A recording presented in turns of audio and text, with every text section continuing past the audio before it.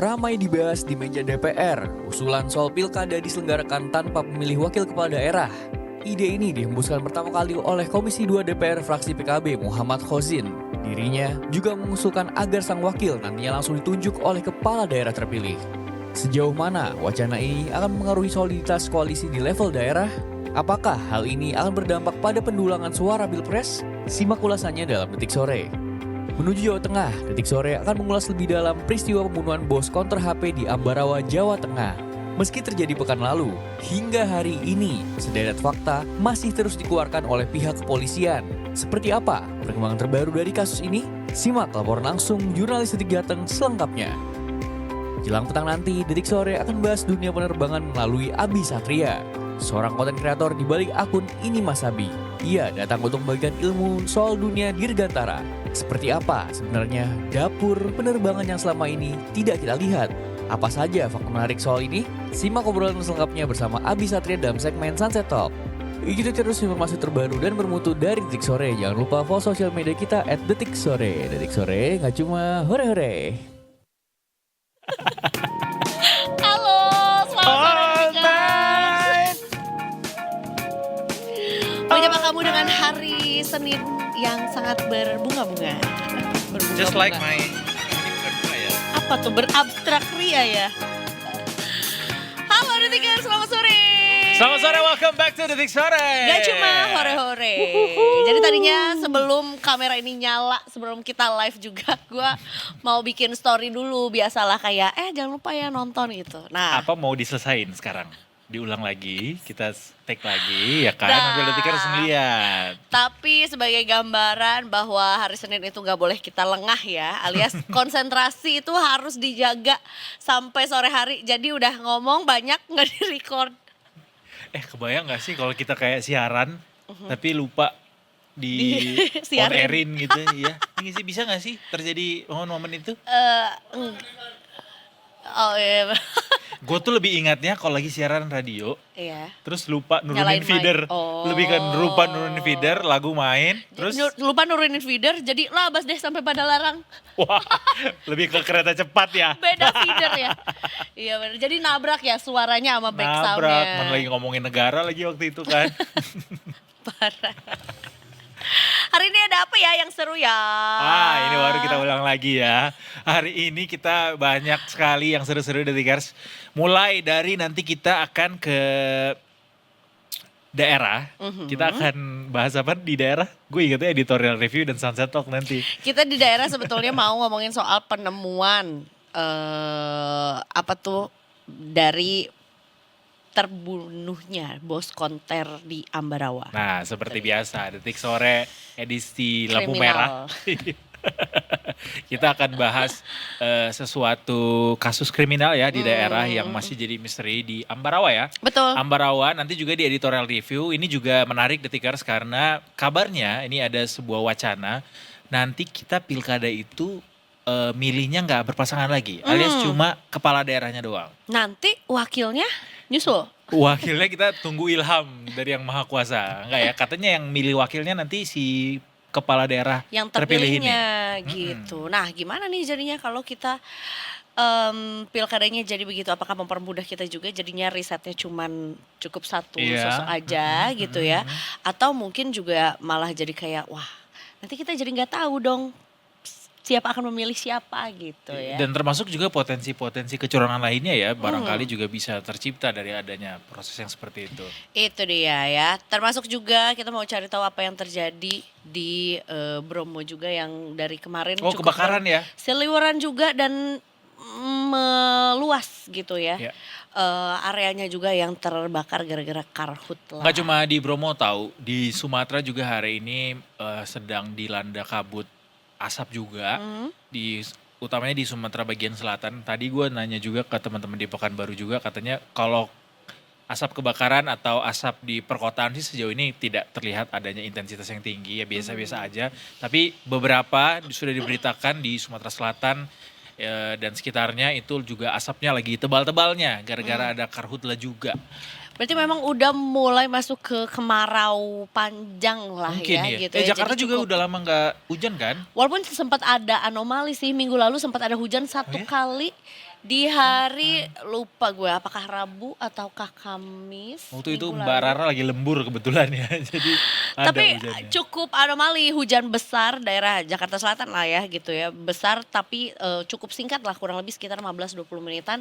Habis itu udah deh, sampai hari ini belum ada turun hujan lagi gitu ya kan. Jadi mungkin ini membuat kesempatan besar untuk para tukang es ya. Dan juga minuman-minuman Melepas dahaga dingin ya untuk bisa meng-upselling produk-produknya juga gitu. Es terus. Karena gue baru menemukan Lo aja sekarang lagi batuk, bener kan? Suara lo seberat suaranya Dolores The Cranberries tadi. wow tut tut tut tut tut tut tut tut tut tut tut tut gitu. Oh, to my family. Iya itulah. Gue baru tahu kalau satu UMKM Coffee yang ada di kantor kita itu udah jual Mont Blanc. Keren. Keren, namanya ngambil sebuah kopi dari pegunungan Eropa sana ya. Alpen. Tapi Rasanya? canggih. Boleh lah.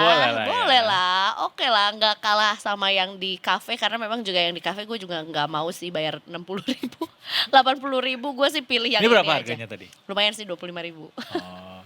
Top Segaria. I love Kita dukung Segaria ya. Anyway hari ini juga gue cukup excited. Jadi untuk para apa ya sebutannya. Kalau yang suka Harry Potter kan Potterhead. Kalau yang Game of Thrones sama House of Dragons apa Dragonhead. Game of Thrones head. Game of Throners. Mungkin Game of Thrones mania. Gue Hari soalnya ini nggak nonton dua-duanya. Final episode of season 4 Game of Thrones. House of the Dragons. Oh, House of the Dragon. Ya, yang artinya kita akan 4 tahun lagi kali. 3 tahun lagi kali untuk Berapa season episode dia? 8 aja. Dikit ya. Dikit, tapi kan Terikat satu janji episode- itu udah 128 episode belum. ada naganya enggak? Tamat-tamat. Gak ada. Yang ada naganya di TV sebelahnya. Ya ini kurang lebih sama lah, cuman yang produksi ya Hollywood aja. Iya. Ini season episode final, jadi gue mau watching party malam ini. Selamat watching party. Sambil watching partinya kita jelang, kita update dulu berita hari ini apa aja yang heboh di Detikers ya, termasuk tadi yang sempat kita bahas adanya penemuan ratusan pucuk senjata di sebuah sekolah ya di Ini- Jakarta Selatan. Gue cukup cukup melihat banyak teman-teman gue yang juga nge-posting gitu bagaimana kekhawatiran mereka soal yayasan ini karena pada saat berita ini naik juga kan memang tidak disebutkan yayasan dan nama sekolahnya juga gitu. Jadi cukup bikin para Orang tua murid. parents gitu ya. Teman-teman gue yang juga udah jadi orang tua nih cukup khawatir gitu, sekolah apa nih, sekolah mana nih yang punya satu ruangan, satu gudang gitu yang berisi Bunker 996 pucuk senjata gitu. Dan ini ditemukan di sebuah ruang mantan ketua yayasan. Daerahnya adalah di Pondok Pinang, Jakarta Selatan, dan cukup simpang siur juga gitu ya. Apakah ini sebetulnya juga memang koleksi pribadi gitu ya, ataupun memang dulunya tuh digunakan untuk segala sesuatu yang entahlah untuk apa. Tapi yang jelas katanya pemilik yayasan juga mengkonfirmasi kalau ini tuh setiap senjatanya tuh udah ada izinnya, tapi tetap cukup janggal ya ketika ditaruh di gedung yang sama dengan gedung sekolah gitu. Iya. Senjatanya adalah senjata airsoft gun Detikers yang bisa dipakai buat apa ya, buat paintball kali ya, airsoft gun itu biasanya ya. Maybe. Dan ada juga satu pucuk senjata tajam juga sih, memang satu di antara ratusan yang lainnya. Cuma memang ini sempat jadi kehebohan yang terspekulasi banyak di media sosial, termasuk bagaimana katanya ini tadinya mau dipakai buat kegiatan ekstrakurikuler Ekskul, menembak. Cuma betul. banyak juga parents yang komen di media sosial bahwa gak pernah tuh gue selama anak gue sekolah di sana atau gue sekolah di sana ada usulan Ekskul. kegiatan ekskul menembak, kenapa tiba-tiba sekarang jadi ada usulan itu pernah ada katanya gitu. Termasuk juga perbandingan jumlah siswa dengan jumlah pucuk senjatanya yang akan digunakan untuk ekskul Iya. gitu ya kan. Kayak jumlahnya tuh cukup mengagetkan lah ya, 900-an lebih, 996 pucuk senjata juga yang ditemukan. Sempat disebutkan juga bahwa dari pihak yayasan yang mengajukan lah ya untuk adanya ekskul itu tuh sudah meninggal dunia. Iya. Jadi kerjasama antara yayasan dengan Perbakin tuh sempat terhenti gitu. Dan pihak yayasan juga sudah menyinggung soal penemuan senjata di lingkungan sekolah yang dikaitkan dengan ekstrakurikuler. Pihak yayasan meminta klaim tersebut dibuktikan. Ia pun menyinggung soal Pak Suryo yang merupakan pembina yayasan dan diklaim mengetahui soal ekskul tersebut.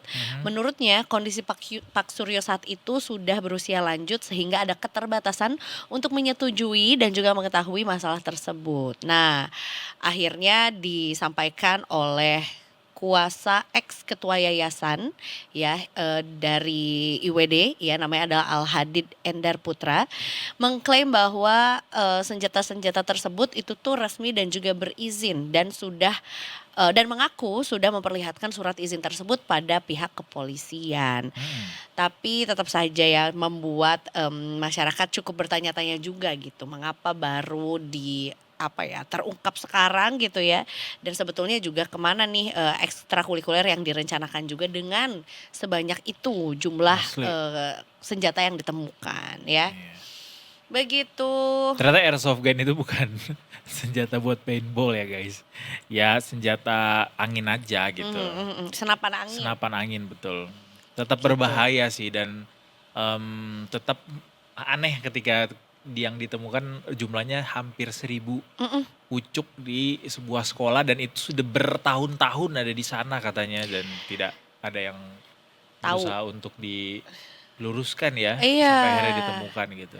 Sempat disampaikan juga gitu ya oleh pihak yayasan juga bahwa si kondisi dari airsoft gun yang ditemukan di ruangan tersebut itu juga memang sudah tidak dapat dipergunakan lagi karena kondisinya sudah berkarat alias sudah saking lamanya juga disimpan begitu ya. Baiklah kalau begitu kita move on lagi ke berita berikutnya. Berita berikutnya ke Bromo dulu boleh? Boleh. Soal kebakaran hutan yang terjadi di area Bromo nih, Detikers ini kan adalah taman nasional ya. Bayangin ada berapa banyak satwa dan fauna, flora dan juga berbagai macam makhluk hidup lainnya yang ada tinggal di sana. Ketika terjadi kebakaran gini kan, pertama sulit untuk mengembalikannya ke bentuk semula. Kedua, bisa jadi ada fauna yang dilindungi juga di sana yang kemudian kita akan kehilangan dan akhirnya merusak ekosistem dari wilayah itu sendiri gitu. Nah ini kembali terjadi adanya kebakaran di sekitar area Bromo. Jadi katanya memang sampai saat ini untuk area wisata Bromo ini masih aman untuk dikunjungi. Jadi katanya wisatawan masih boleh berkunjung ke sana berdasarkan hasil pemantauan di lapangan. Sejumlah objek wisata kayak Jembatan Kaca Bromo, Puncak Seruni Point, sampai terminal wisata Seruni itu masih dalam kondisi yang aman karena titik apinya katanya juga cukup jauh dari lokasi kawasan tersebut. Tapi yang pasti soal kebakaran hutan yang terjadi di sekitar Taman Nasional Bromo ini katanya udah ada 250 hektar lahan di Bromo yang hangus terbakar. Itu dia. Sedih sekali. Sedih banget ya, hingga ya disampaikan juga sama Balai Besar Taman Nasional Bromo Tengger Semeru yang menduga kebakaran ini tuh dipicu karena kelalaian manusia. Nah, ini yang juga perlu dikritisi. Walaupun sebetulnya ini masih dugaan sementara ya, bahwa api itu diduga berasal dari perapian yang dibuat warga saat melintas di jalur alternatif atau jalur tradisional di sekitar tebing kawasan Bromo. Hingga saat ini masih dilakukan penyelidikan lebih lanjut juga, tapi sampai saat ini tentunya juga masih diusahakan gitu ya, masih dilakukan pemadaman juga di daerah Bromo. Betul, Juga di sana, karena memang ya. tadi yang 250 hektar lahan itu bisa saja terus meluas Detikers. Karena sampai saat ini apinya juga masih terus muncul ya. Karena memang susah juga mengamankan untuk area seluas itu. Dan kondisi sekarang juga kan kemarau juga kan, jadi api ini akan lebih cepat merambatnya. Masih ingat nggak soal bagaimana ada proses foto prawedding ya kalau nggak salah zaman Iya dulu tuh betul, pakai flare flare. dan kemudian menyambar salah satu area di Bromo itu dan meluas kemana-mana sampai akhirnya kita butuh waktu lama juga untuk akhirnya kita lihat kembali tumbuh yang hijau-hijau di sana. Tapi kalau ini kejadian tiap tahun kan kayak Kayaknya itu juga masih belum lama deh kejadiannya, kayak masih cukup fresh gitu ingatan kita soal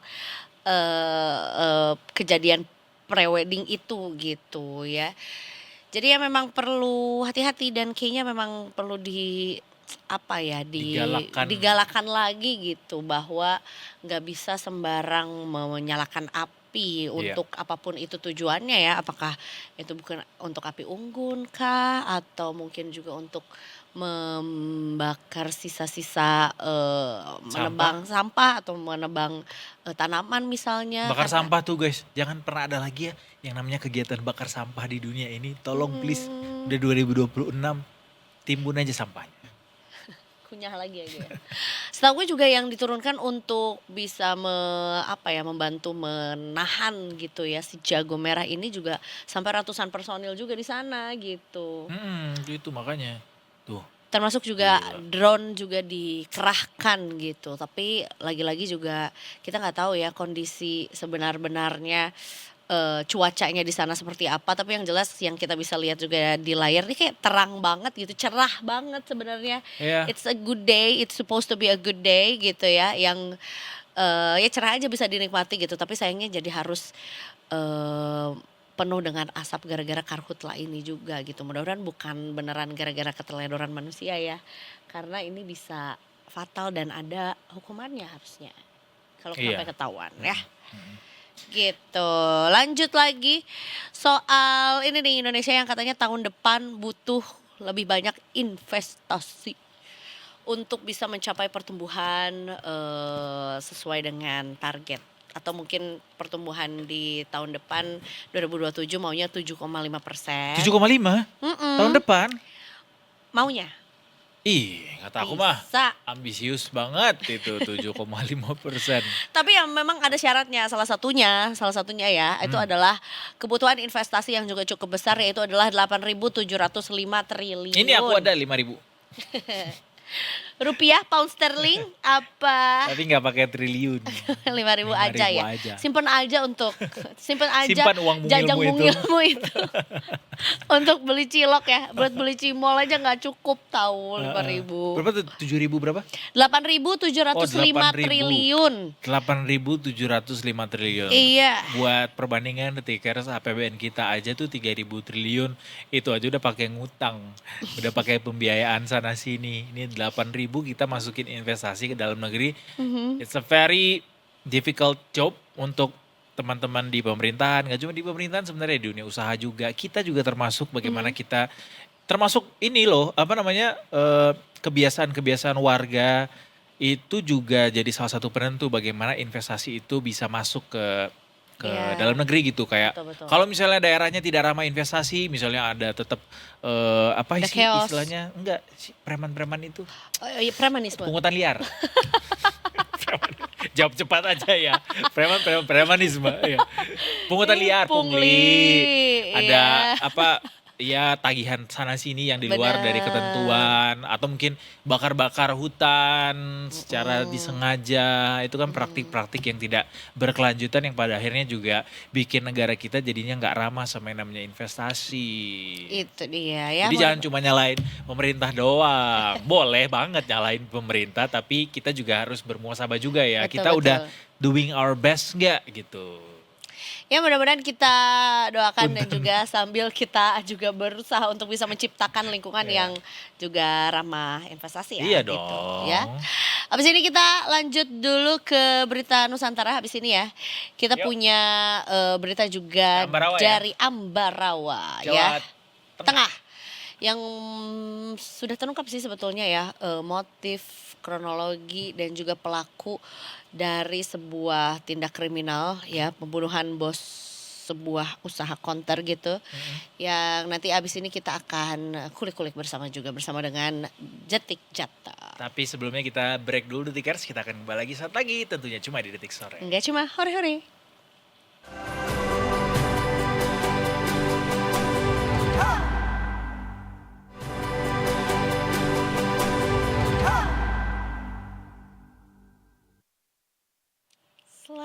sore. Welcome back to Detik Sore. Gak cuma hore-hore, kita tuh kayak ini tahu resepsionis hotel gitu ya gak sih? Kayak selamat sore Bapak, selamat sore Ibu, Ada yang welcome bisa to kami Hotel banting? Malibu. Selamat datang di Hotel Malibu. Ada yang bisa kami banting? Kalau Malibu tuh berarti 10.000 Kak bagi 2 ya. Lanjut. Anyway, ini serius Detikers ya. Ini sebenarnya cukup Bukan awal yang tepat ya gue melakukan Nope. tadi ya. not at all. Karena ini sebetulnya cukup memprihatinkan lagi ya bahwa terjadinya sebuah tindakan kriminal yang cukup menggegerkan juga gitu ya. Jadi masyarakat juga cukup bikin merasa tidak aman gitu. Iya. Di Ambarawa telah terjadi juga pembunuhan gitu ya terhadap seorang bos konter HP Iya. yang juga dilakukan oleh seseorang yang juga cukup dikenal lah oleh korban juga. Dan nanti setelah ini kita akan ngobrol bersama dengan Ardian Kurnia selaku jurnalis dari Detik Jateng. Tapi sebelumnya kita akan saksikan dulu wawancara berikut ini. Dengan tindak pidana lainnya.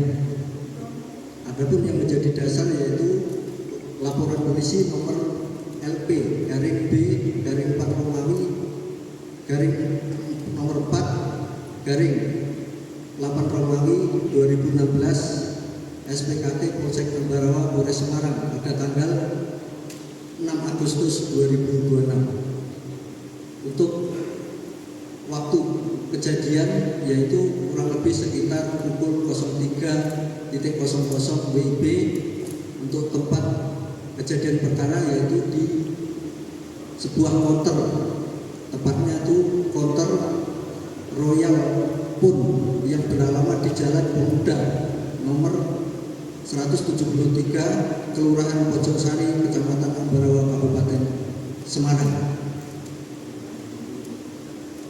Adapun yang menjadi korban yaitu saudara dengan inisial CW lahir di Kabupaten Semarang tanggal 6 Desember tahun 2001. Alamat Jalan Wirogo Nomor RT 4 RW 7 Kelurahan atau Desa Wirogomo Kecamatan Banyubiru Kabupaten Semarang. Untuk tersangka ada 2 orang.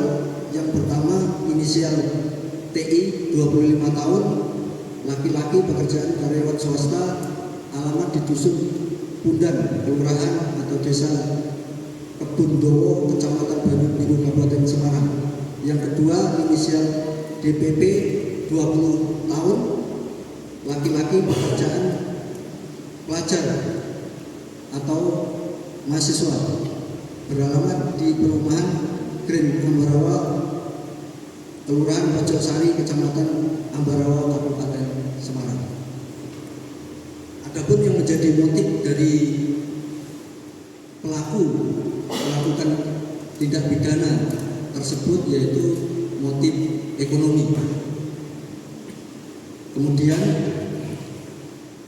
barang bukti yang diamankan yaitu 1 unit kendaraan roda 4 Honda Jazz yang merupakan milik korban, kemudian 53 unit telepon genggam yang ditemukan di TKP di wilayah gerobokan atau di dalam mobil korban.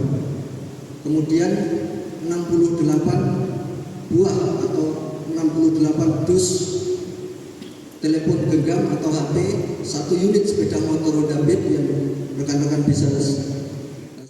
Baik, itu tadi dia Detikers yang sudah disampaikan melalui konferensi pers dari Kapolres Semarang AKBP Heru Dwi Purnomo ya. Tapi untuk lebih jelasnya mungkin Detikers habis ini kita akan langsung ngobrol aja bersama dengan jurnalis Detik Jateng. Ada Mas Ardian di ujung sana, selamat sore. Halo, selamat sore Kak Edo. Selamat sore Mas Ardian, tadi kita sudah sempat mendengarkan begitu ya apa yang disampaikan oleh pihak kepolisian, tapi kita juga pengen mendengarkan terlebih dahulu mungkin dari kronologi kali ya yang bisa disampaikan oleh Mas Ardian, karena kabarnya ini memang katanya awalnya itu mau nyuri handphone, cuma berujung kepada tindakan pembunuhan gitu. Apakah kemudian benar seperti itu atau mungkin ada indikasi pembunuhan berencana atau seperti apa? Silakan Mas Ardian. Baik, terima kasih. Mas Ardian, suaranya belum bisa kami dengarkan. Kayaknya terputus ya, soalnya tadi pas Ya, ngucapin terima kasih sempat kedengeran gitu.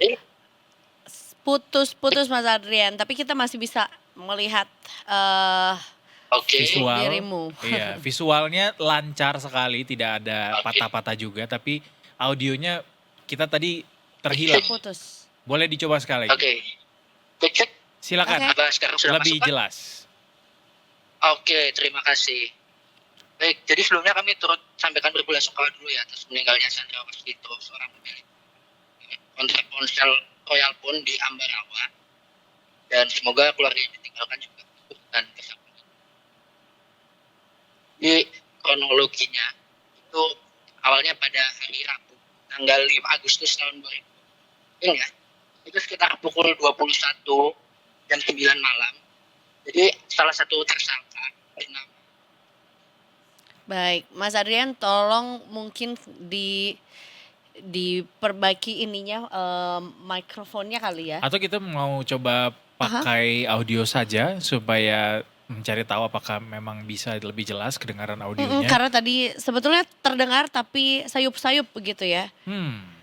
Atau kita sambil menunggu Mas Ardian menjelaskan kembali nanti ya. Atau kita Coba coba cek. pakai audio saja. Mas Ardian masih bersama kami?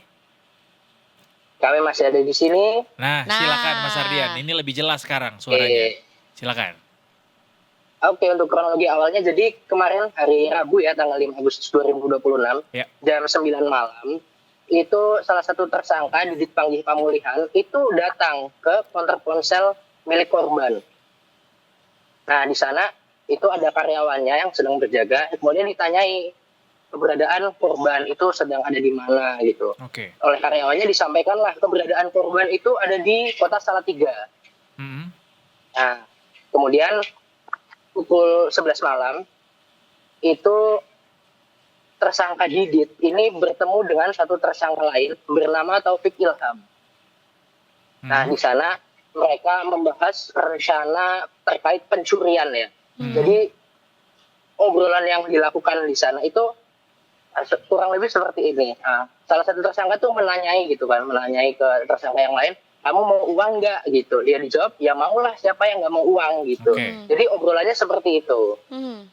Nah, namun di sana para pelaku ini, kedua tersangka ini tuh sudah menyiapkan beberapa alat ya, seperti palu, karambit, terus knuckle, itu yang katanya disiapkan untuk antisipasi bila mana nanti terjadi perlawanan seperti itu dari korban.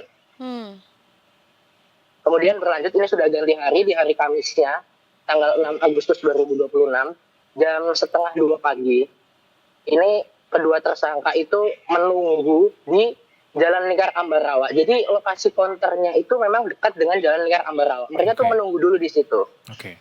Sampai sekitar setengah jam kemudian, si korban ini datang ke konter.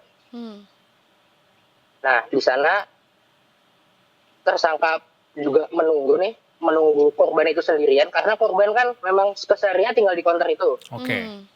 Kemudian menunggu karyawan-karyanya pulang, sehingga tinggal korban itu sendiri gitu. Jadi para tersangka itu menunggu. Nah, kemudian jam 3 pagi ini, dua orang pelaku ini datang ke konter. Nah, si tersangka Taufik pertama masuk. Di sana dia pura-pura untuk milih-milih HP. Nggak lama kemudian tersangka satunya lagi itu ikut masuk gitu, si Didit ikut masuk ke dalam dan juga sama, mereka pura-pura memilih HP. Oh, jam 3 pagi itu emang masih Itu- kebuka, masih operasi konternya, Mas? Oke, jadi kalau terkait operasional konternya ini kami belum mendapat informasi lebih lanjut ya, apakah jam 3 itu masih buka. Tapi karena memang kan korban ini biasa tidur di situ. Kemudian korban dengan tersangka Didit ini saling mengenal gitu. Tapi cuma itu yang informasi yang Oke. baru kita dapat sampaikan seperti itu. Nah, disitulah ketika mereka milih-milih HP, tiba-tiba saat korban ini lengah, tersangka Didit ini lalu memukulkan palu ke arah kepala belakang dari korban. dari situ. Jadi palunya itu kan ditaruh di dalam tas ya, itu dikeluarkan, dipukul sekali sampai tersungkur ke lantai. Setelah itu kemudian dilakukan pukulan lagi oleh tersangka Didit dan juga tersangka Taufik. Itu totalnya sebanyak 8 kali ke arah kepala. Jadi kepala belakang, kepala bagian samping gitu. Jadi luka-lukanya itu di sekitaran kepala seperti itu. Nah, kemudian setelah korban ini tewas, lalu ponsel-ponsel yang ada di etalase counternya diambil, dimasukkan ke dalam kantong plastik. Nah, setelah itu para tersangka ini nggak langsung kabur, mereka sempat melepas 3 CCTV yang ada di counter. 2 berada di dalam, kemudian ada 1 yang berada di luar seperti itu. Upaya untuk menghilangkan jejak begitu ya? Betul, kurang lebih seperti itu. Nah, setelah itu CCTV-nya dibuang dulu nih di sungai. Baik. Kemudian kedua pelaku ini kembali, di sana mereka melihat karena kan perdarahan dari area kepala kan, area dari kepala yang pecah itu counternya itu berceceran darah apa segala macam. Kemudian kedua pelaku ini mengambil ini cairan pembersih lantai yang disiramkan ke lantai lalu dilap-lap pakai kaos. Jadi ya ini juga termasuk salah satu upaya untuk menghilangkan jejak ya. Nah, kemudian dari situ jenazah korban ini dibawa ke dalam mobil. Nah, mobil Jazz yang bisa dilihat di layar itu adalah mobil milik korban. Baik.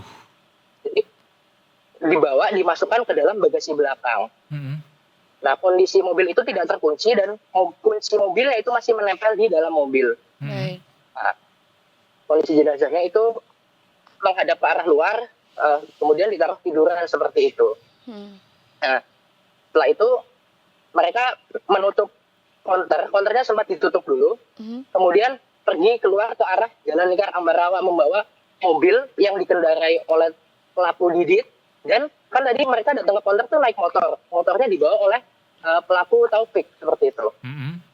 Kemudian mereka jalan ke arah Jalan Lingkar Ambarawa, di sana ada salah satu warung, itu diparkirkan di sampingnya sepeda motornya, lalu mereka bergabung nih di dalam satu mobil yang dikendarai oleh Didit. Nah, dari situ mereka menentukan ini mau pergi ke arah mana seperti itu kan. Akhirnya diputuskan untuk pergi ke arah Purwodadi atau ke arah Gerobokan seperti itu loh. Nah, kemudian mereka jalan lewat jalur Tultang, jadi bukan lewat Pantura, kan ada 2 pilihan, bisa lewat Pantura, bisa lewat Tultang. Itu lewat jalur yang Tultang. Sampai kemudian di daerah Gubuk. Nah, di sana mereka menemukan di area permukiman itu ada salah satu gudang kosong. Dan itu kan posisinya pagi-pagi ya, jadi mereka berangkat dari konter itu jam 3.20. Mereka sampai di lokasi kejadian itu masih subuh-subuh. Lokasinya kan masih sepi, masih kosong, dan mereka akhirnya berhenti tuh di situ. Nah, di sana mereka memutuskan untuk meninggalkan jenazah korban berikut mobilnya di depan sebuah gudang kosong tersebut. Jadi korban ditinggalkan di dalam mobil? Betul, korban ditinggalkan di dalam bagasi mobil itu. Setelah itu mereka keluar, dan salah satu saksi yang rumahnya tepat berada di depan gudang itu sempat melihat ada 2 orang menggunakan masker. Mereka sempat membakar sesuatu di tempat sampah yang jaraknya kurang lebih 15 meter dari mobil. Belakangan diketahui di tempat sampah itu ada seperti kaos, kemudian ada knuckle yang tidak digunakan itu coba dibakar di situ gitu sebagai upaya penghilangan barang bukti ya. Nah, setelah mereka bakar-bakar jam 6.50 ini mereka pulang gitu. Mereka meninggalkan TKP ya. Caranya pertama mereka berjalan kaki. Kemudian ketika tiba di perempatan Jalan Raya Desa Kuaron itu mereka menumpang.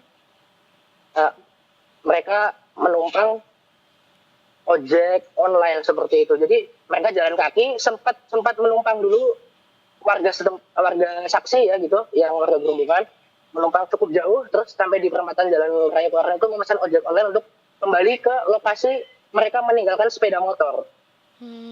Kemudian motor itu dikendarai oleh Taufik mengantarkan si Didit ini untuk pulang dulu, lalu Taufik baru pulang seperti itu. Wow, oke. Nah, kemudian ini di hari Kamisnya itu jam 2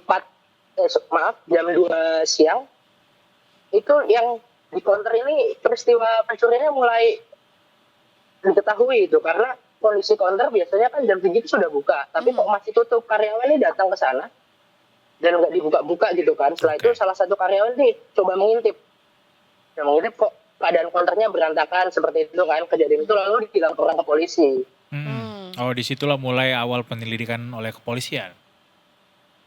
Betul. Nah, kemudian sore hari, ini sekitar jam 5 sore, warga yang digubik itu kan merasa curiga. Kok ini ada mobil terparkir, entah mobilnya siapa, tanpa nomor polisi di depan gudang kosong dan nggak ada aktivitas gitu. Akhirnya mereka lapor nih ke polisi. Didatangi oleh anggota kepolisian, dicek. Ternyata di dalam mobil tersebut ditemukan jenazah korban, serta puluhan ponsel yang ada di dalam. Puluhan ponsel-ponsel curian itu. Ponsel curiannya tetap ada di dalam, tidak dibawa oleh sang pelaku. Ada sebagian ponsel yang tidak dibawa oleh pelaku karena pelaku ini hanya membawa satu tas kecil. Jadi tidak bisa, ini ponselnya kan banyak. Jumlahnya yang ditemukan di mobil itu 53 itu nggak bisa dibawa di dalam satu tas. Jadi diputuskan untuk ditinggalkan seperti itu. Nah, saat ditemukan kondisi jenazahnya itu kepalanya ditutupi oleh kantong kresek dan memang ada darah menggenang di dalam joknya. Nah, lalu jenazah itu dievakuasi, dilakukan autopsi di Rumah Sakit Bayangkara Semarang. Setelahnya mulai ada dugaan-dugaan ini bahwasanya ada keterkaitan antara penemuan mayat dengan peristiwa perampokan di Ambarawa. Baik. Berapa jauh Mas Keesokan harinya jarak dari counter handphone dan juga si gubuk ini yang kemudian diketemukan korban berada di sana? atau jaraknya itu kurang lebih 49 km ya dari titik korban dibunuh sampai di titik korban ditemukan, seperti itu. Baik. Nah, kemudian keesokan harinya ini hari Jumat tanggal 7 Agustus 2026 kami mendapat konfirmasi dari Kapolres Semarang bahwasanya memang benar terkonfirmasi jenazah yang ada di dalam mobil tersebut merupakan korban pemilik konter Royal Phone di Ambarawa tersebut, seperti itu. Nah, sore harinya sekitar pukul 3 sore itu setelah kepolisian mendapatkan jumlah petunjuk, akhirnya petugas ini bergerak itu melakukan penangkapan terhadap kedua pelaku. Pelaku pertama diamankan di Kota Semarang atas nama Didit itu. Kemudian berikutnya yang atas nama Taufik ditangkap di Ambarawa. Oh, jadi ditemukan terpisah mereka berdua ya? Ya, ditangkap di dua lokasi yang berbeda ya. Dari video yang beredar juga untuk yang di Semarang ini ditemukan di dekat Simpang 5 kok, di pusat kota. Apakah terjadi perlawanan juga dari kedua pelaku nih pada saat dilakukan penangkapan? Baik, dari kedua pelaku tidak melakukan perlawanan ya, mereka ditangkap oleh petugas dan semuanya berjalan lancar seperti itu. Yang juga tidak kalah ironis adalah salah satu pelaku katanya juga teman sama korban ya.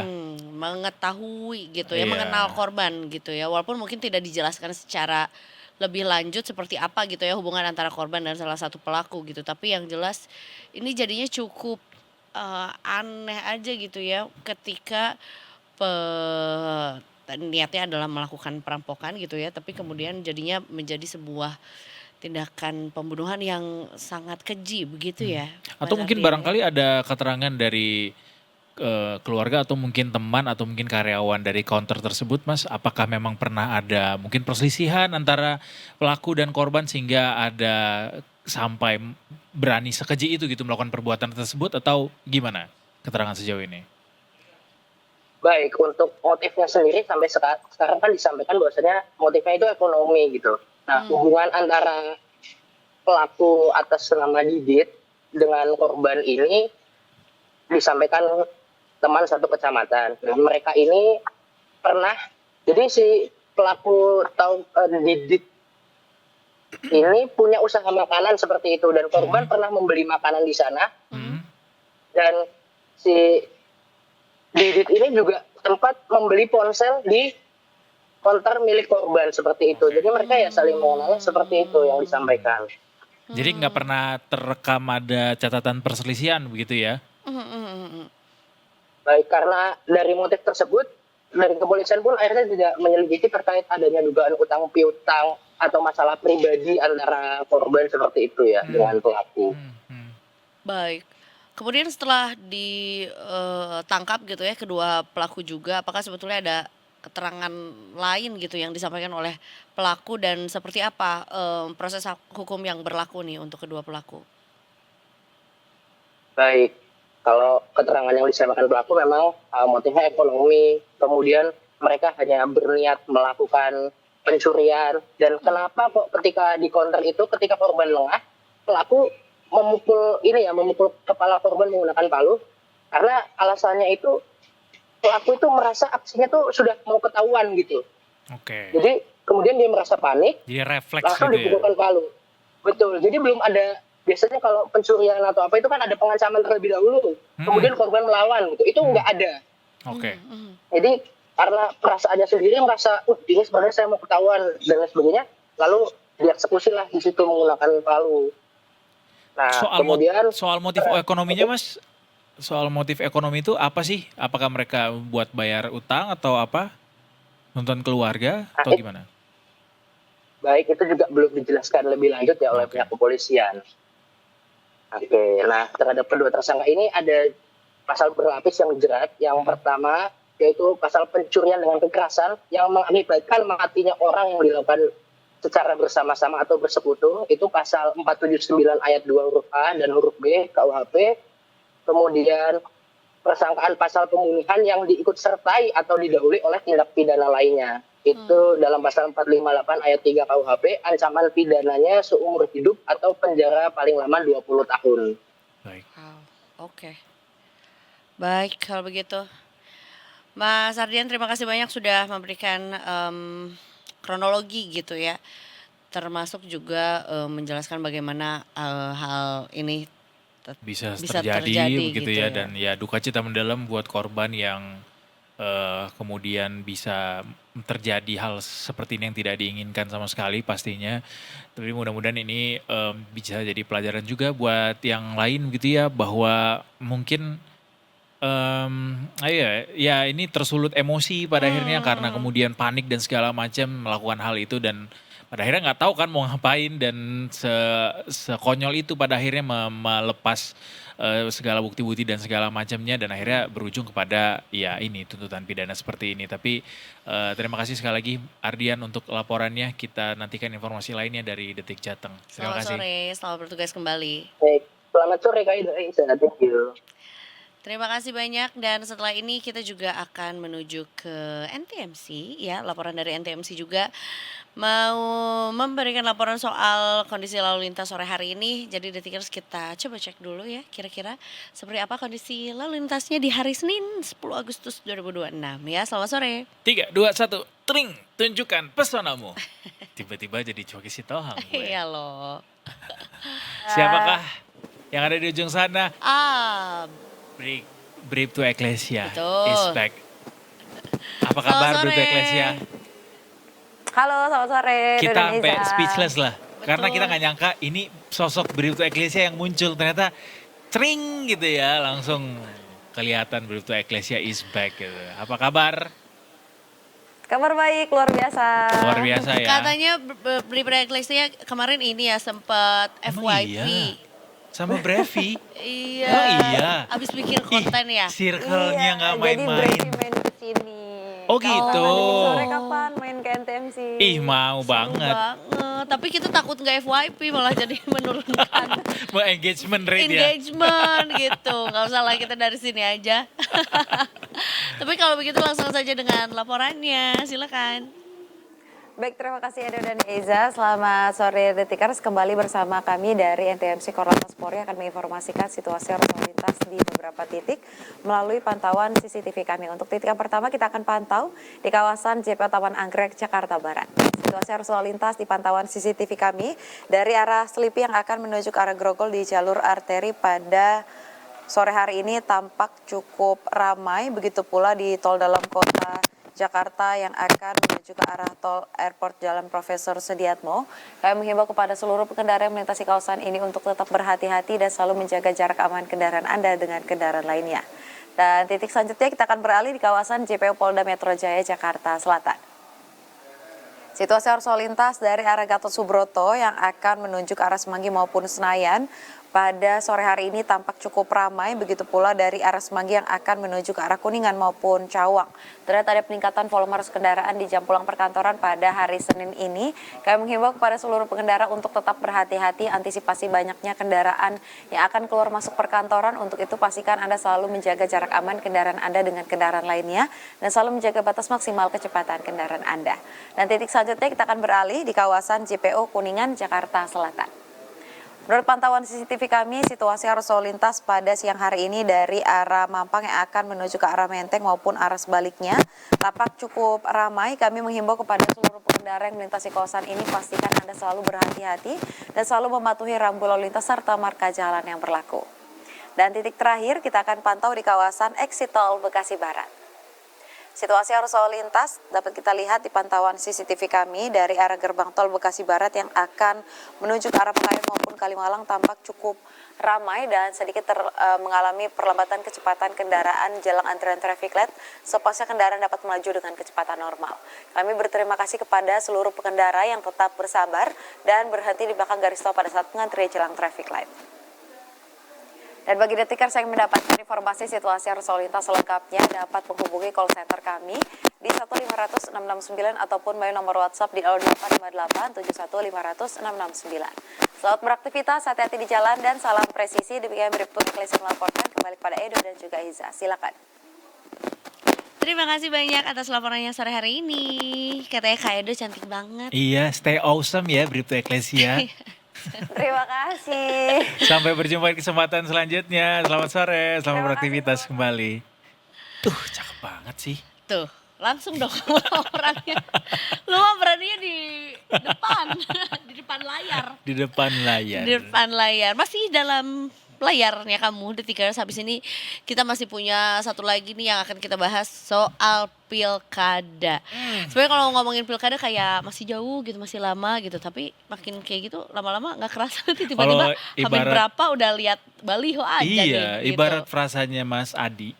Adi ya? Mas Adi Prai. Iya, udah lama soalnya jadi gue lupa. Kata Mas Adi tuh Belanda masih jauh. Tapi ya, tapi di kita enggak, di politikus enggak gitu ya.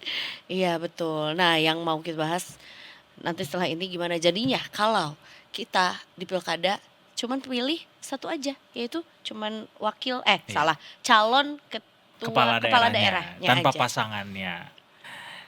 Implikasinya seperti apa? Oh banyak ya pertanyaannya. Ya udah nanti abis ini kita akan bahas bersama Detikers. Tetap bersama kami di Detik Sore. Gak cuma hore-hore.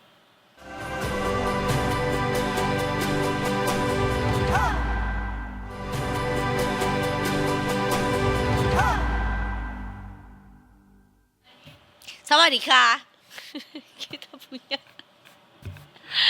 kita punya berita dari Thailand yang akan dibacakan oleh Kak Edo dalam bahasa Thailand.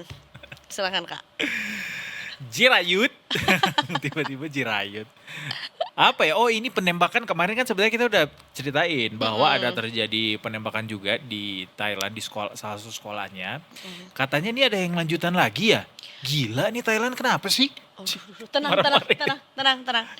Salah satu yang pertama kali gue mendengar berita ini justru adalah, bukan mendengar ya, maksudnya melihat di sosial media adalah rekaman kepanikan dari luar sekolah. Iya, jadi ada siswa-siswi yang emang menyelamatkan diri gitu ya, mengevakuasi diri menggunakan kayak semacam tangga darurat gitu keluar sekolah karena kedengeran suara tembakan. Kalau nggak salah itu videonya memang direkam oleh salah satu guru gitu ya, yang pada saat itu kebetulan berada di luar lingkungan sekolah gitu ya, luar gerbang sekolah, tapi cukup dekat dengan lingkungan sekolah dan sekedengeran itu si suara tembakannya gitu. Ini video amatir gitu ya? Iya begitu. Jadi ini update dari masih peristiwa yang sama sebenarnya Detikers, soal penembakan di salah satu sekolah di Thailand yang ternyata katanya pelakunya yang seorang remaja 14 tahun ini itu ya barangkali ini inspired by ya, menonton salah satu video kekerasan secara online katanya. Jadi ke-remind sama gua sebuah peristiwa pemboman di sekolah, di salah satu sekolah di Jakarta juga beberapa waktu lalu yang juga terinspirasi dari apa yang ada di internet ya. Iya, Mm-mm, betul. mirip-mirip sama itu. Em, jadi hingga saat ini Detikers para penyelidik juga telah memeriksa 17 saksi dalam peristiwa tersebut dan penyelidik juga meneliti komputer dan juga ponsel remaja tersebut untuk menentukan apa sih sebetulnya penyebab sebenarnya dari penembakan tersebut Oke. gitu. Bahkan salah satu temuannya adalah bahwa si pelaku ini belajar cara menggunakan senjata api Mm-mm. itu melalui tayangan-tayangan di sosial media gitu. Iya, Termasuk iya. juga apa ya, ketertarikan akan jenis senjata api gitu ya. Cara menggunakan senjata api itu ternyata sudah ada historinya sejak 1 atau 2 tahun ke belakang Gue gitu. sepakat banget sih kalau penggunaan sosial media dimanapun platformnya itu harus dibatasin Mhm, plus 17 atau plus 18 gitu. Setelah mereka sekolah setelah mereka lulus sekolah mereka baru boleh pakai sosial media.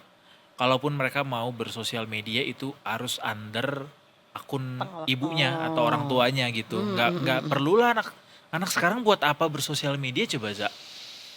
Anak kecil. Maksudnya anak sekolah gitu. Kan ya mereka bersosialisasi secara nyata aja di Di sekolah mereka. offline gitu Iya. ya. Iya, atau Kalau melalui kegiatan-kegiatan lain lah ya yang membuat mereka bisa berjejaring gitu. atau Nggak pakai perlu YouTube Kids aja, YouTube Kids. di lock ya. Karena memang dampaknya sekarang makin ke sini makin mengerikan gitu Detikers. Kayak gini aja jadi salah satu contoh bahwa ternyata impact dari apa yang disaksikan, ditonton, dikonsumsi di sosial media itu ternyata seberpengaruh itu terhadap psikologis seorang anak gitu loh. Walaupun mungkin ini tidak berlaku general untuk semua orang ya, tapi Iya, ada iya. mungkin kondisi-kondisi tertentu yang bikin mereka bisa saja ya di bawah sadar meniru gitu perbuatan-perbuatan yang mereka tonton ini padahal sebuah kekerasan. Jadinya turut berduka cita juga untuk apa yang Para korban terjadi ya ya, juga. untuk para korban, untuk apa yang Guru-gurunya juga ada yang terjadi kena. juga di Thailand sana. Mudah-mudahan hal ini juga tidak terulang lagi. Termasuk juga salah satunya adalah pengawasan terhadap penjualan senjata. Senjata betul. Ya, ini lagi jadi satu kata yang cukup sensitif juga karena kita juga ada temuan hal yang sama gitu ya di sini di dekat lingkungan sekolah. Jadi hopefully tidak ada hal yang tidak diinginkan ya yang terjadi. Tapi stay safe ya dan mungkin juga kita perketat juga pengawasan terhadap penggunaan sosial media di usia-usia yang masih rentan, di usia-usia yang masih belum bisa secara apa ya lengkap gitu ya menangkap Secara informasi. emosional, secara intelijensia mungkin tidak cukup baik untuk Belum, menerima ya. segala macam informasi yang beredar di internet di dunia maya ini. Aduh, nanti kalian cepat tua kalau mulai sosial media lebih cepat juga. Tuh lihat tuh ada konten anak kecil yang tiba-tiba nge-tap di KRL, kemudian dia nge-scan fingerprint, fingerprint untuk masuk ke sebuah gedung, pura-pura jadi karyawan di SCBD. Padahal usianya masih kayak anak SD gitu ya. Iya. Kayak enak tahu masih usia pelajar masih belum banyak gitu bebannya. Pusing mikirin makan siang nanti apa, terus milih kopi apa. Ya lucu sih, cuma kayaknya akan lebih damai dunia tuh kalau misalnya Sesuai dengan umurnya adik-adik aja. kita ya bisa Mm-mm. lebih dibatasin gitu untuk akses sosial medianya. Mm-mm, ya. Titip ya Ibu Mutia Hafid, Ibu Komdiji, Ibu Menteri. Ya. Termasuk juga ini mungkin untuk adik-adik, untuk adik-adik, anak-anak juga di daerah atau di wilayah 3T juga yang dikabarkan akan lebih cepat mendapatkan distribusi MBG.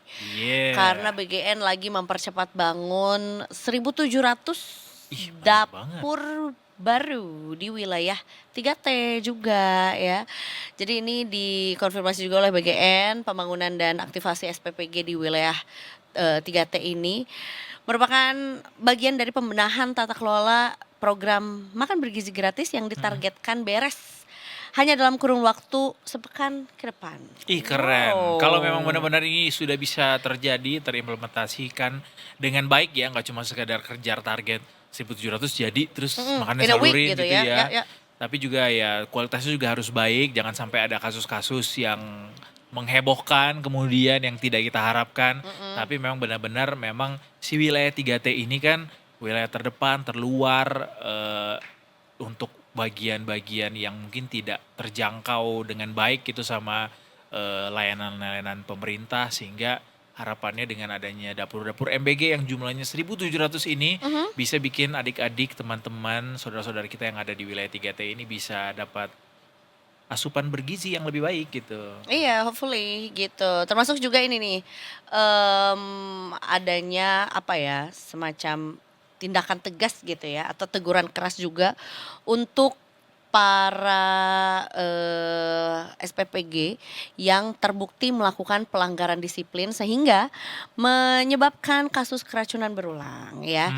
Jadi sudah dilakukan juga oleh Kepala BGN yaitu adalah melakukan proses pemberhentian secara tidak hormat kepada 66 kepala SPPG yang terbukti ya melakukan pelanggaran disiplin dan mengakibatkan adanya keracunan yang berulang juga di beberapa daerah gitu. Selain itu juga BGN sedang melakukan pembinaan terhadap sekitar 60 kasus lainnya juga ya, yang sedang diselidiki juga apakah memang harus diberikan sanksi tegas ataupun lainnya kepada SPPG yang belum melaksanakan tugas semestinya, sebagaimana mestinya. Jadi paralel ya dikerjakan Ya. sama Mas Dar ini, kepala bagian yang baru, mulai dari realokasi budget gitu ke wilayah-wilayah atau ke tempat-tempat yang memang lebih applicable gitu untuk dilaksanakannya MBG ini, termasuk juga bangun dapur-dapur MBG di wilayah 3T tadi, dan juga penindakan kasus-kasus indisipliner di wilayah SPPG yang mungkin pada akhirnya berakibat buruk gitu kepada si kualitas program MBG ini juga.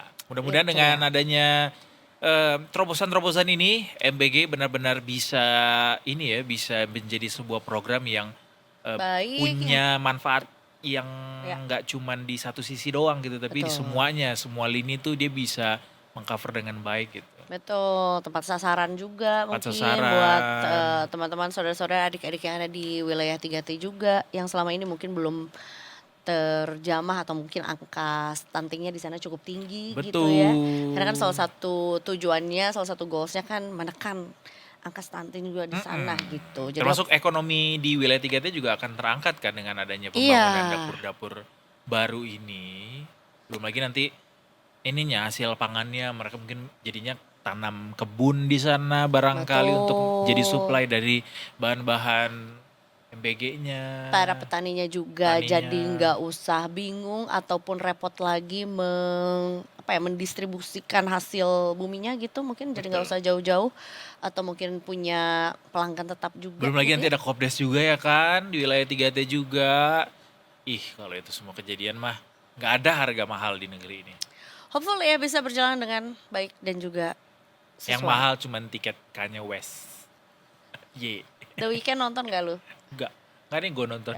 Udahlah nontonlah konser-konser dalam Gue udah negeri. habis beli helm Mandalorian. Tapi Kita- ya itu Jajan apa lagi lu yang aneh-aneh? Bisa aja nih ya. macem-macem lah. Remaja vintage ini.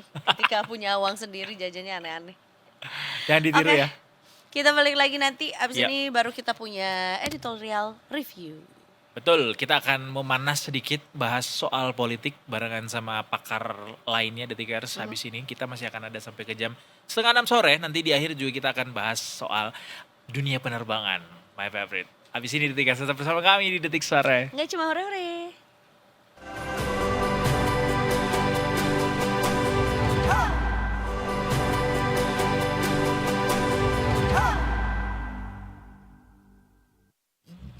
Welcome back to Detik Sore. Gak cuma hore-hore, nih welcome-nya sampai 3 kali, 4 kali, berarti ada sesuatu yang luar biasa Bukan di hadapan kita hari ini.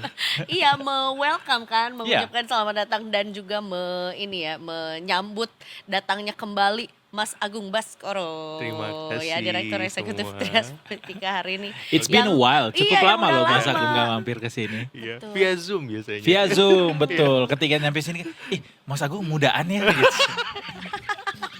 Harapannya sih ditanya nomor GoPay gue di sini. Boleh. Jangan GoPay doang dong gitu ya. Ya ada banyak sih ini walletnya. Tapi sehat Mas Agung ya? Alhamdulillah. Alhamdulillah. Penting tuh Iya, kesehatan iya. ditanya di dunia yang lagi nggak sehat. Wah, dalam.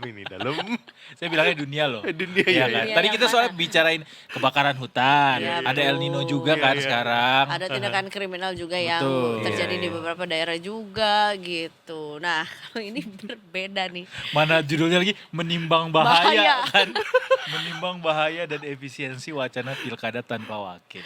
Ini masih apa ya, maksudnya diskursus Diskursus, gitu ya betul. sebetulnya. Tapi kan perlu ditimbang-timbang juga lah, Dibedah. dibedah juga sama kita apa yang kemungkinan apa yang terjadi gitu ketika beneran nih pilkada kita hanya memilih satu nama gitu ya, Persis. alias kepala daerahnya saja gitu. Nah, mungkin kita diawali dari mana idenya Iya. gitu ya. Pertama dan yang utama saya mengapresiasi ya wacana ini sehingga kita mulai membahas soal pemilu pilkada ya semacam itu karena kalau tidak dicicil dari sekarang ujuk-ujuk disahkan kan kita emosi juga gitu. Betul. Apa yang disahkan kita nggak ikut terlibat. Nah kalau semacam ini kan saya cukup apresiasi ke Mas Khozin ya dari PKB yang memulai wacana agar kepala daerah dipilih secara tunggal tanpa Inisiatifnya dari melibatkan PKB ya? wakil semacam itu. Nah, ide ini kemudian direspon oleh banyak partai-partai.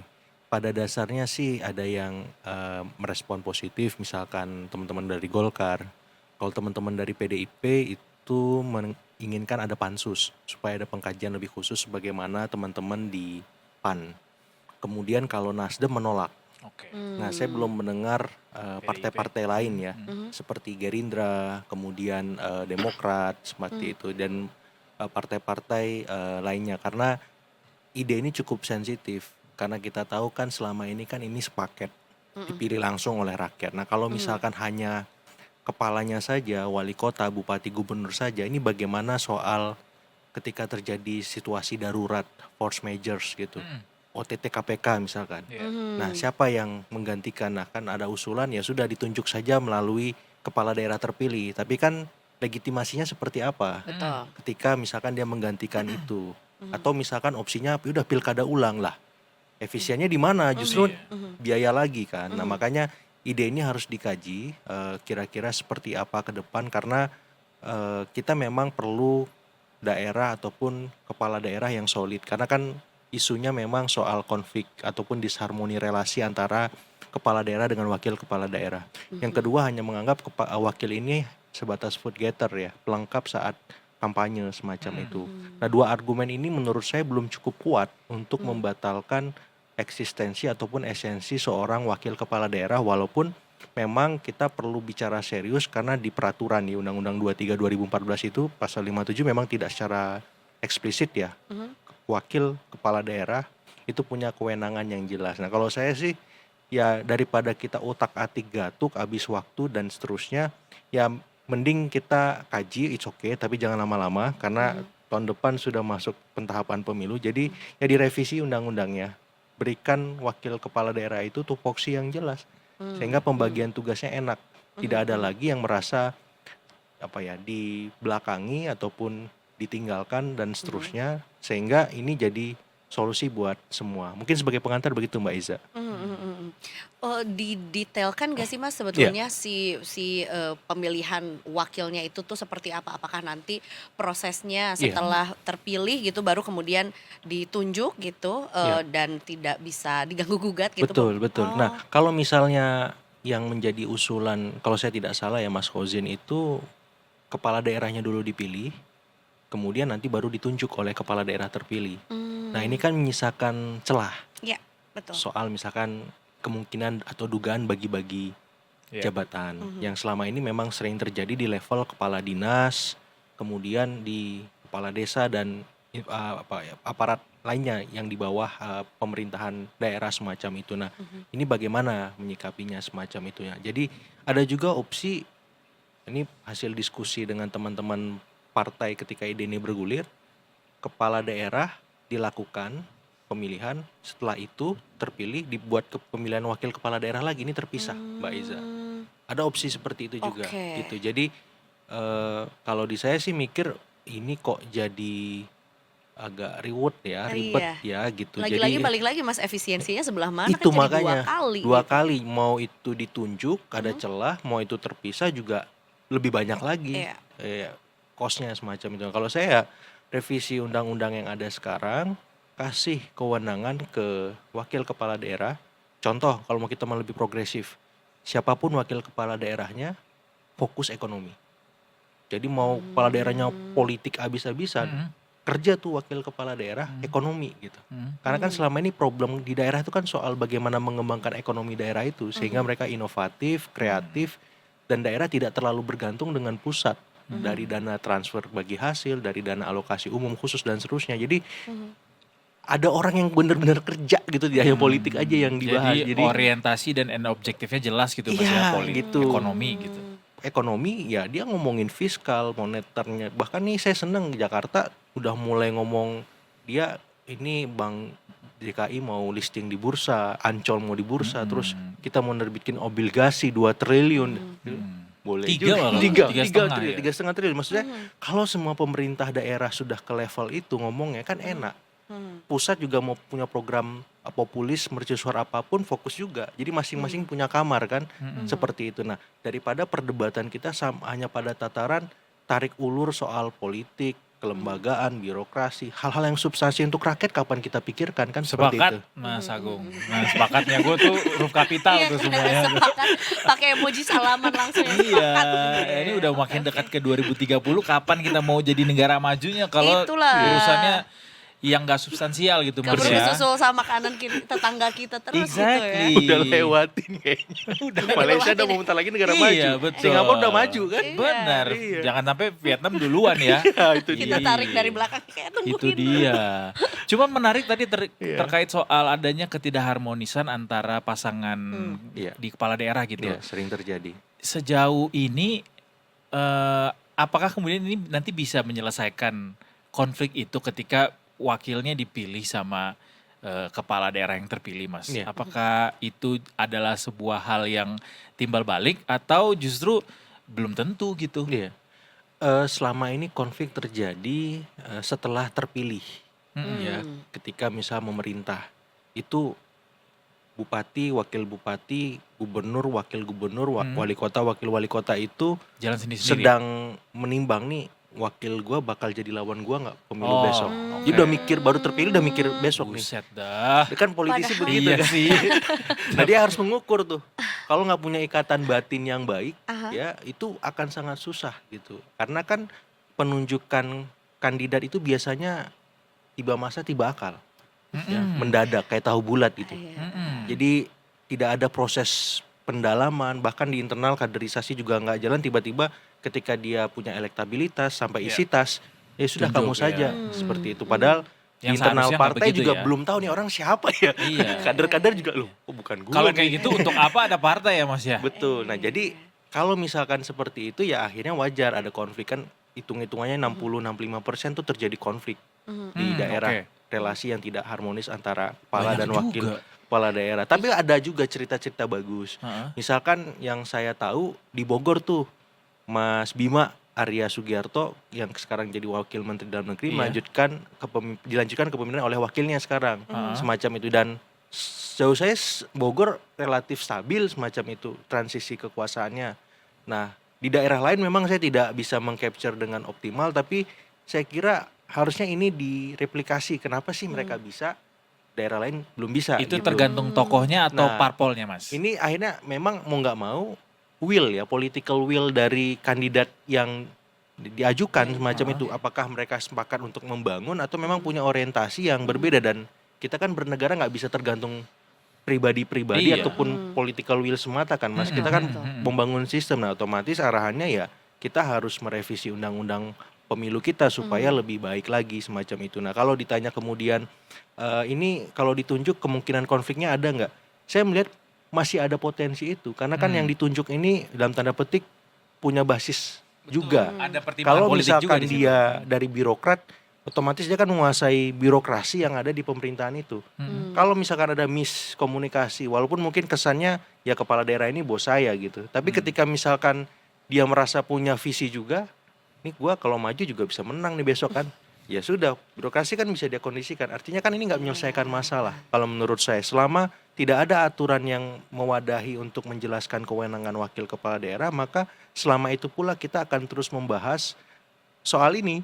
Jadi bisa jadi 5 tahun lagi saya berjumpa dengan Mas Edo, Mbak Eza, kita bahas gimana Ini Mas lagi ya. wakil kepala Dejavu daerah. ya. Iya, jadi maksudnya harus ada aturannya. Nah selama ini aturannya belum ada seperti itu. Iya, iya. Jadi memang sebenarnya juga cukup ini ya, maksudnya aku juga cukup bingung juga sebetulnya pembagian antara tugas kepala daerah dan wakilnya tuh apakah memang ditentukannya saat setelah mereka menjabat dan terpilih begitu ya? Iya, itu kadang kesepakatan antar pribadi wakil dan kepalanya.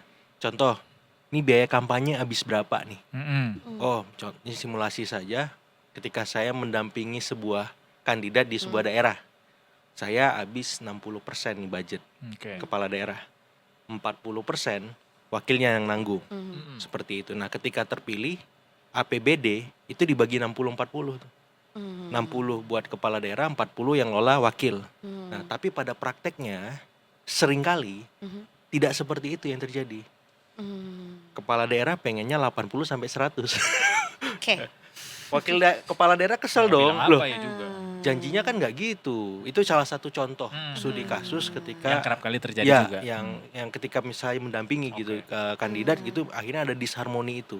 Nah, apalagi kalau misalkan wakilnya ketika berjalan tidak diberi kewenangan ataupun kekuatan fiskal untuk membuat program, otomatis kan elektabilitas turun tuh, Mbak Eza.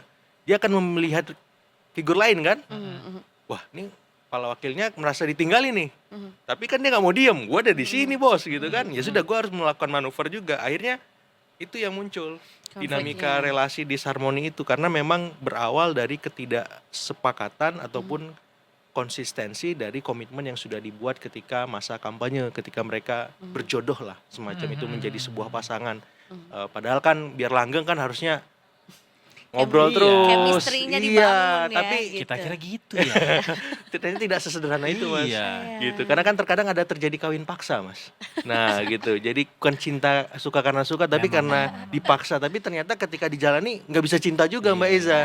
Nah repot kan. Ini seperti refleksi kehidupan berumah tangga di Indonesia ya.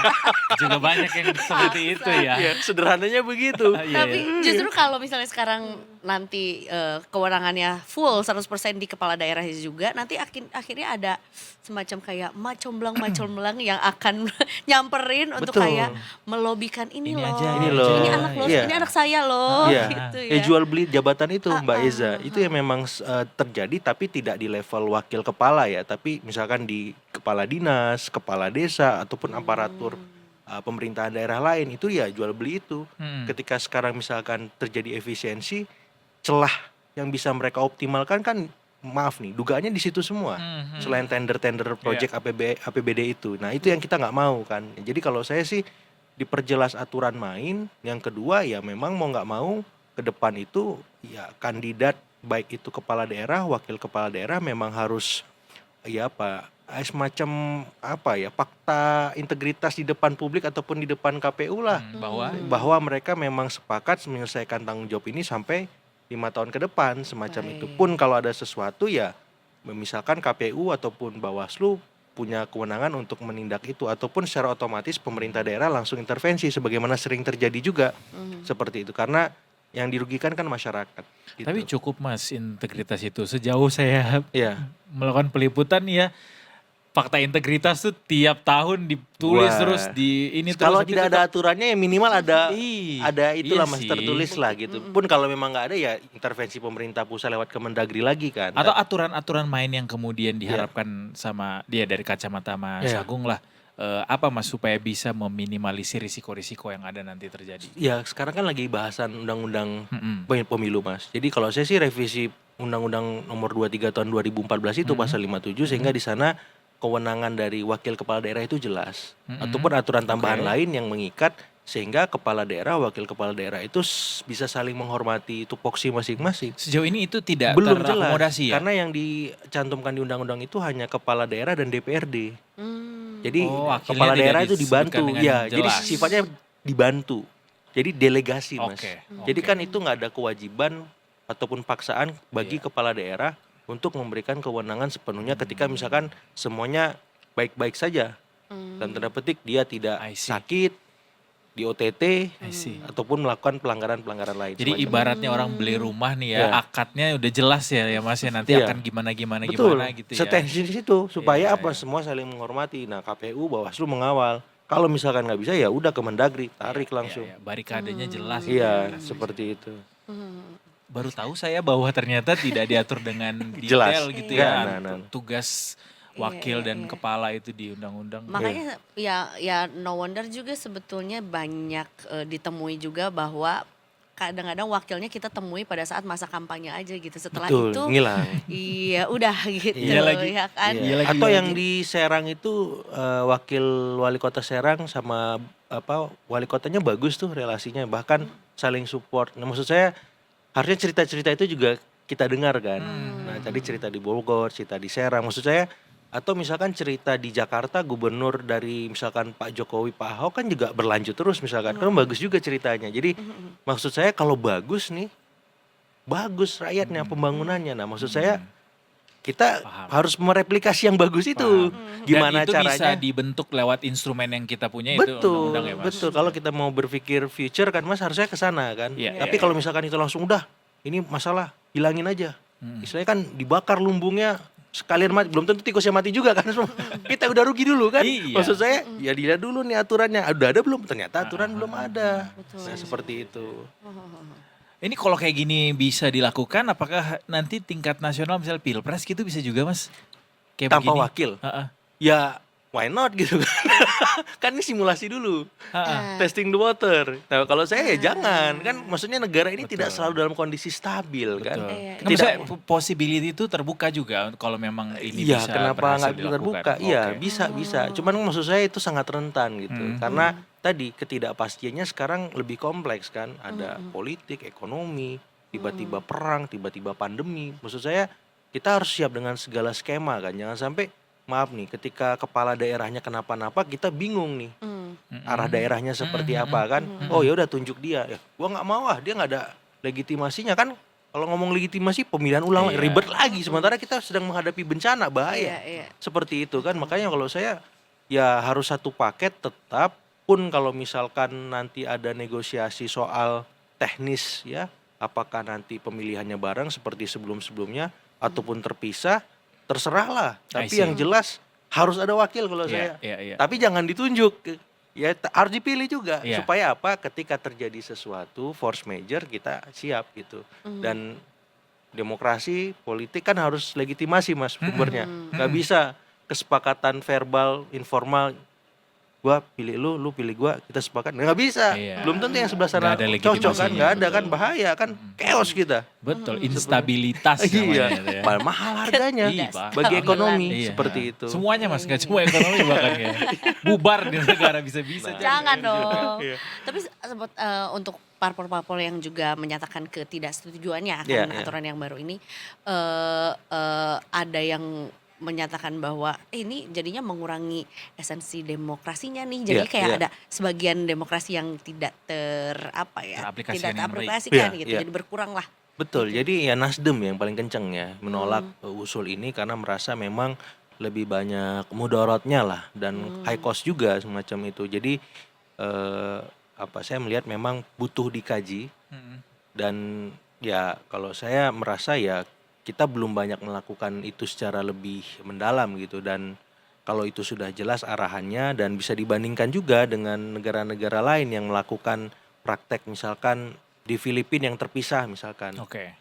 Kepala daerah dipilih sendiri, nanti setelah itu wakil kepala daerah sendiri gitu. Pemilihan juga. Pemilihan, tapi tupoksinya jelas nih. Iya. Seperti itu. Atau di Jepang yang memang tanpa wakil.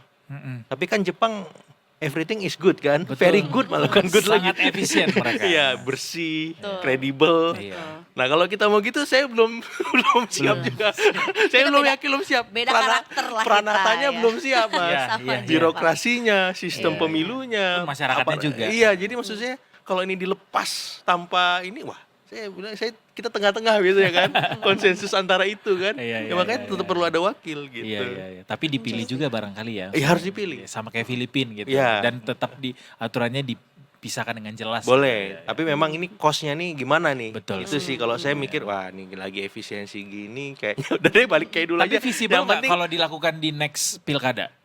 kalau Menurut saya Mas Agung? visible aja gitu. Cuman kalau saya kan karena ini efisiensi, Uh-uh. udah yang paling hemat mas merevisi aja, tambahin tupoksinya. Heeh. Kalau mau lebih bagus lagi, siapapun wakil yang mendampingi kepala daerah harus jago ekonomi. Apakah moneter, Oh, apakah tegas di fiskal, situ ya. Iya, iya. apakah dia punya background entrepreneur. Jadi supaya apa? Nggak apa-apa kepalanya bermanuver politik, menjaga stabilitas, tapi wakilnya Tugasnya kerja, dia benar menyejahterakan dilaksanakan, rakyat. ya, ya, ya. Ya gitu, sehingga apa? Sehingga arah daerahnya jelas. Iya, iya. Mau gimana-gimana ya ini ekonomi jalan terus seperti itu. Itulah. Menarik Mas Agung. Siap. Terima kasih banyak ya. Sama-sama. Ini ya kita lihat aja kemana arahnya peraturan baru ini juga ya. Yang pasti harapan kita apapun nanti kebijakan yang akan diambil seluas-luasnya ini demi kemaslahatan masyarakat banyak ya, nggak Amin, cuma amin. satu golongan tertentu doang gitu. Mas Agung, banyak yang perlu dibahas lagi tapi kita tutup dulu di Siap. sesi yang ini. Kapan-kapan kita berjumpa lagi. Boleh. Mampir Sehat lagi selalu. ke Detik Sore ya. Dan mudah-mudahan Mas Agung masih hafal sama tagline kita ya. Kalau misalnya Nah. kita bilang Detik Sore, jawabnya adalah Gak cuma Hore-hore. hore-hore. Ya, hampir lupa tadi. Tapi hore-hore doang. Hore-hore tadi ya. doang. Ya udah. Detik kerjaan kemana-mana, kita masih akan ada sampai jam 5:30 sore. Habis ini kita bahas dunia penerbangan. Wih, kita mengudara lebih tinggi lagi Yo, ya. habis kedatangan A380 kan kita ya. Itulah, jadi jangan kemana-mana, tentunya masih di Detik Sore. Nggak cuma Hore-hore. hore-hore. Tetap hore-hore Iya, habis aja. ini.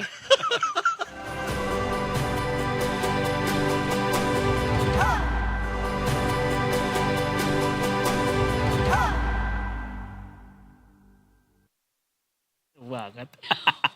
Welcome back to Detik Sore. Gak cuma hore-hore. Walaupun sebenarnya kita dari jam 3 sore sudah mengudara ya, ini kayaknya kita akan mengudara lebih tinggi dan lebih jauh lagi sama ahlinya. Sama ahli. Asli. Bukan pilot sih, tapi mungkin Bukan. sekarang akan menyetir. Tapi rambutnya ada Membawa kita. sayapnya sih. di Ah, coy, belakangnya. bukan dong. Bukan ekor ya, sayap. Kita hari ini akan bahas mengenal lebih dekat soal dunia aviasi yang ternyata peminatnya rame banget di Indonesia ya.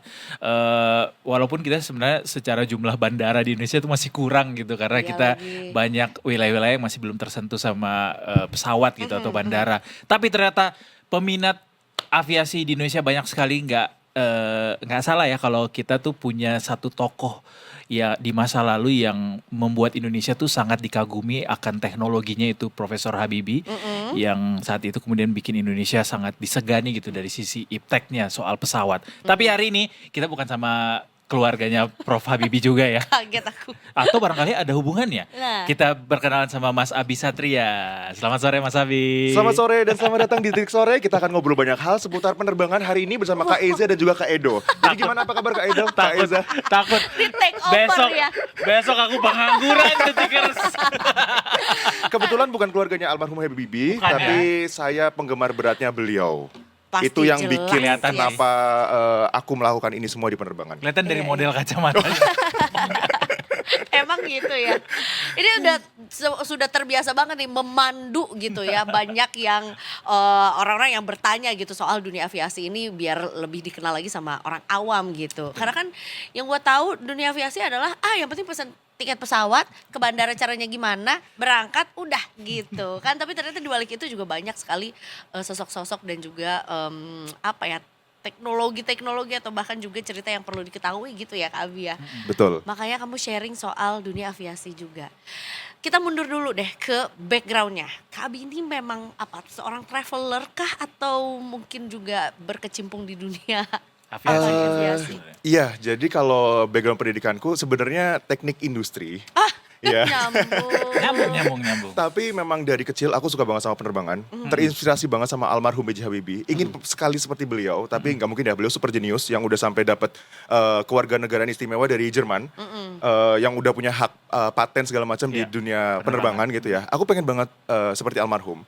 Dan itulah kenapa yang menginspirasi aku buat bikin konten yang bisa bermanfaat buat banyak orang. Karena kayak almarhum bermanfaat banget untuk Indonesia gitu kan.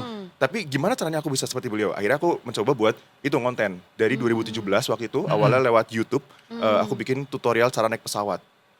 Oke. Hasilnya banyak yang hujat. Hah? Kok Ngapain gini mas bikin doang? pesawat ini segala macam? Orang mah naik pesawat udah biasa gitu. Akhirnya udah terus segala macam. Ya akhirnya aku tetap tekunin gitu. Di 2018 aku terpilih jadi YouTube Creator for Change, mewakili Indonesia. Oke. Terus 2019 keliling Sabang sampai Merauke. 2020 nggak bisa kemana-mana karena apa guys? Betul. Covid. Sampai akhirnya 2023 PPKM dicabut. Bulan Maret ya kalau nggak salah. Terus akhirnya itu aku travel revenge. Akhirnya aku bisa terbang kemana-mana dalam setahun. Ya bahasanya, Betul. ya. Tebak dalam setahun aku terbang berapa kali? 2023. 26 negara. 96 kali. 96 It means kali. setiap 4 hari sekali pasti terbang. Oke. Keren. Yes.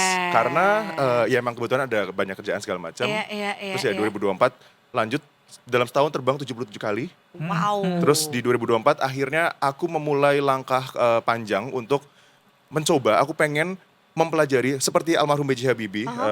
Aku pengen banget lanjut master juga di Jerman seperti almarhum. Tapi ini masih lagi tahap belajar bahasa segala macam juga. Wish you luck, Mas. Amin. Dan di 2024 aku memulai misi jangka panjang untuk pengen mempelajari semua hal di penerbangan. Mulai dari gimana caranya sekolah memarkirkan pesawat. Dan akhirnya sekarang aku udah bisa memarkirin Yes. Airbus, Boeing, dan juga ATR. Yes. Terus lanjut bawa mobil GSE operator.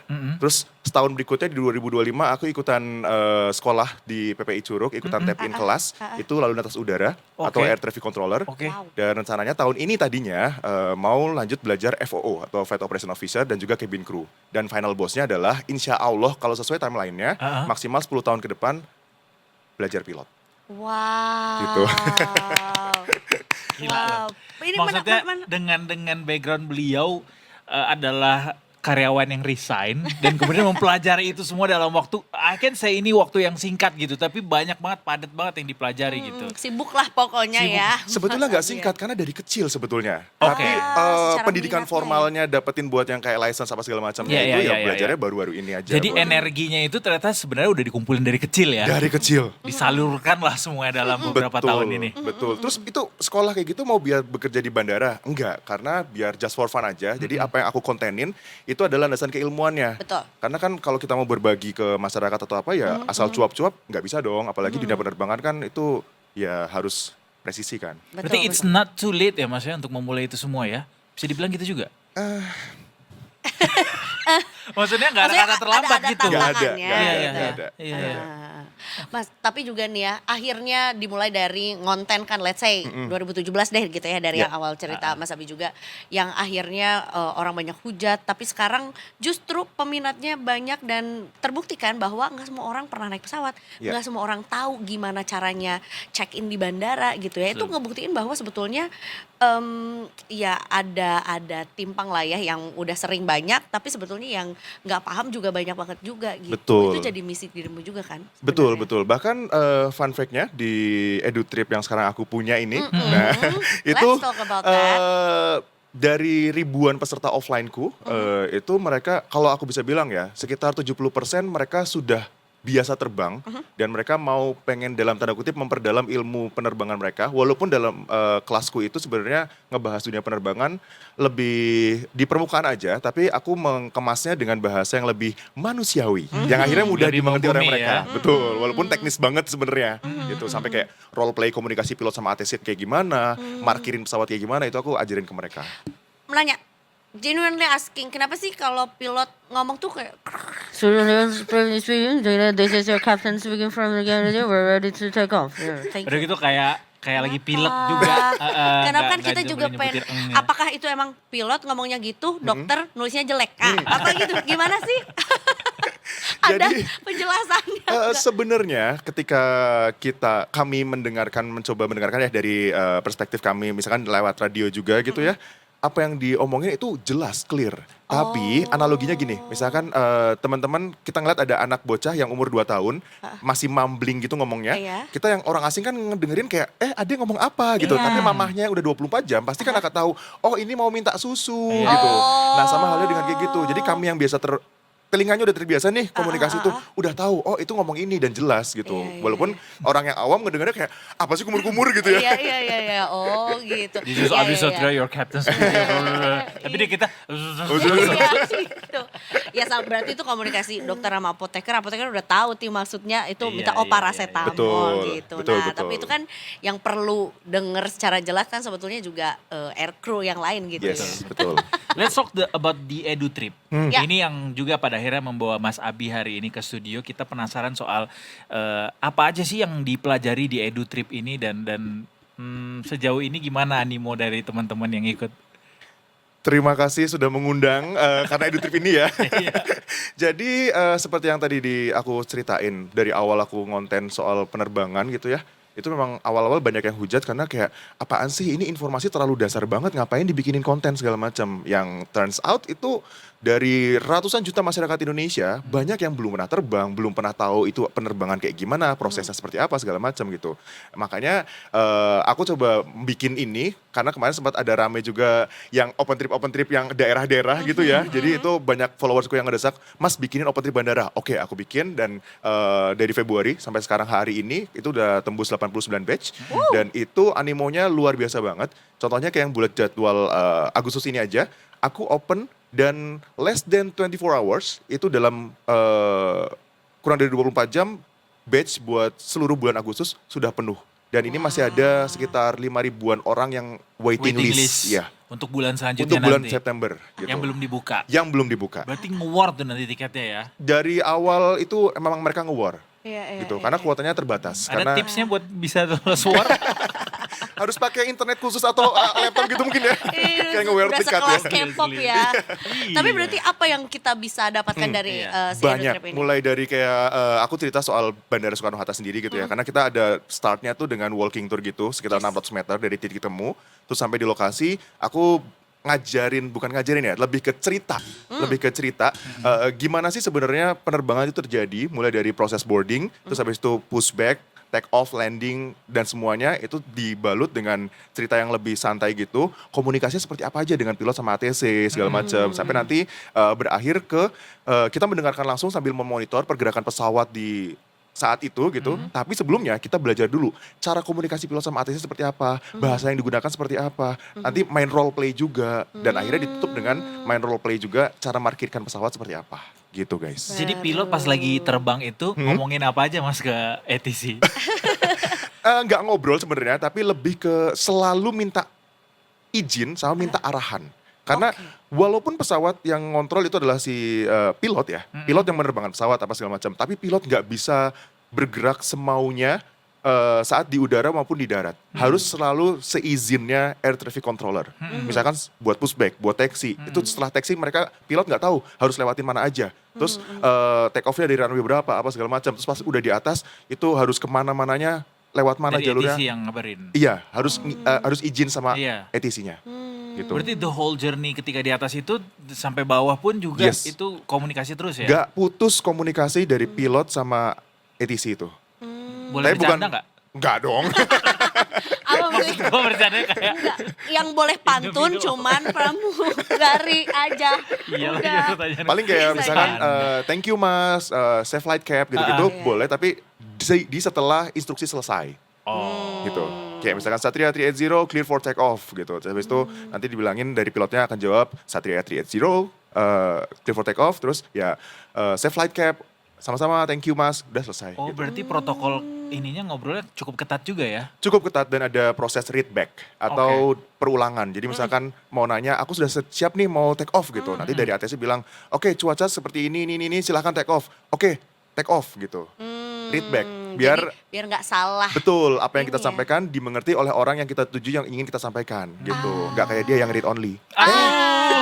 Biru doang centangnya. Communication adalah kunci, ya kan? Betul. Oh, gitu. Nih termasuk juga cerita juga soal lisensi aircraft marshaller. Yap. dan juga GSE operator. Apa tuh tugasnya, ngapain? Apa belajar apa sih Mas? Jadi yang tadi aku bilang kan aku terinspirasi banget sama almarhum B.J. Habibie ya. Kalau beliau kan fieldnya adalah benar-benar sampai ke hal teknis, sampai buat paten segala macam yang bermanfaat buat banyak orang yang sampai hari ini masih dipakai. Kalau aku ingin bisa bermanfaat untuk banyak orang dengan cara membagikan tips and trick atau mungkin info soal penerbangan, tapi aku harus mengerti dulu dong gimana ini bekerja. Nah makanya aku ngambil ikutan belajar aircraft marshaller atau tukang parkir pesawat. Yang akhirnya ya sekarang aku udah bisa parkirin Airbus, Boeing, ATR segala macam. Yes dong. Berapa lama Mas belajar itu? 2 bulan, sebulan teori dan praktek, sebulan OJT. Jadi yang pakai jaket kuning Betul. di Terus bawa kayak semacam lampu Betul.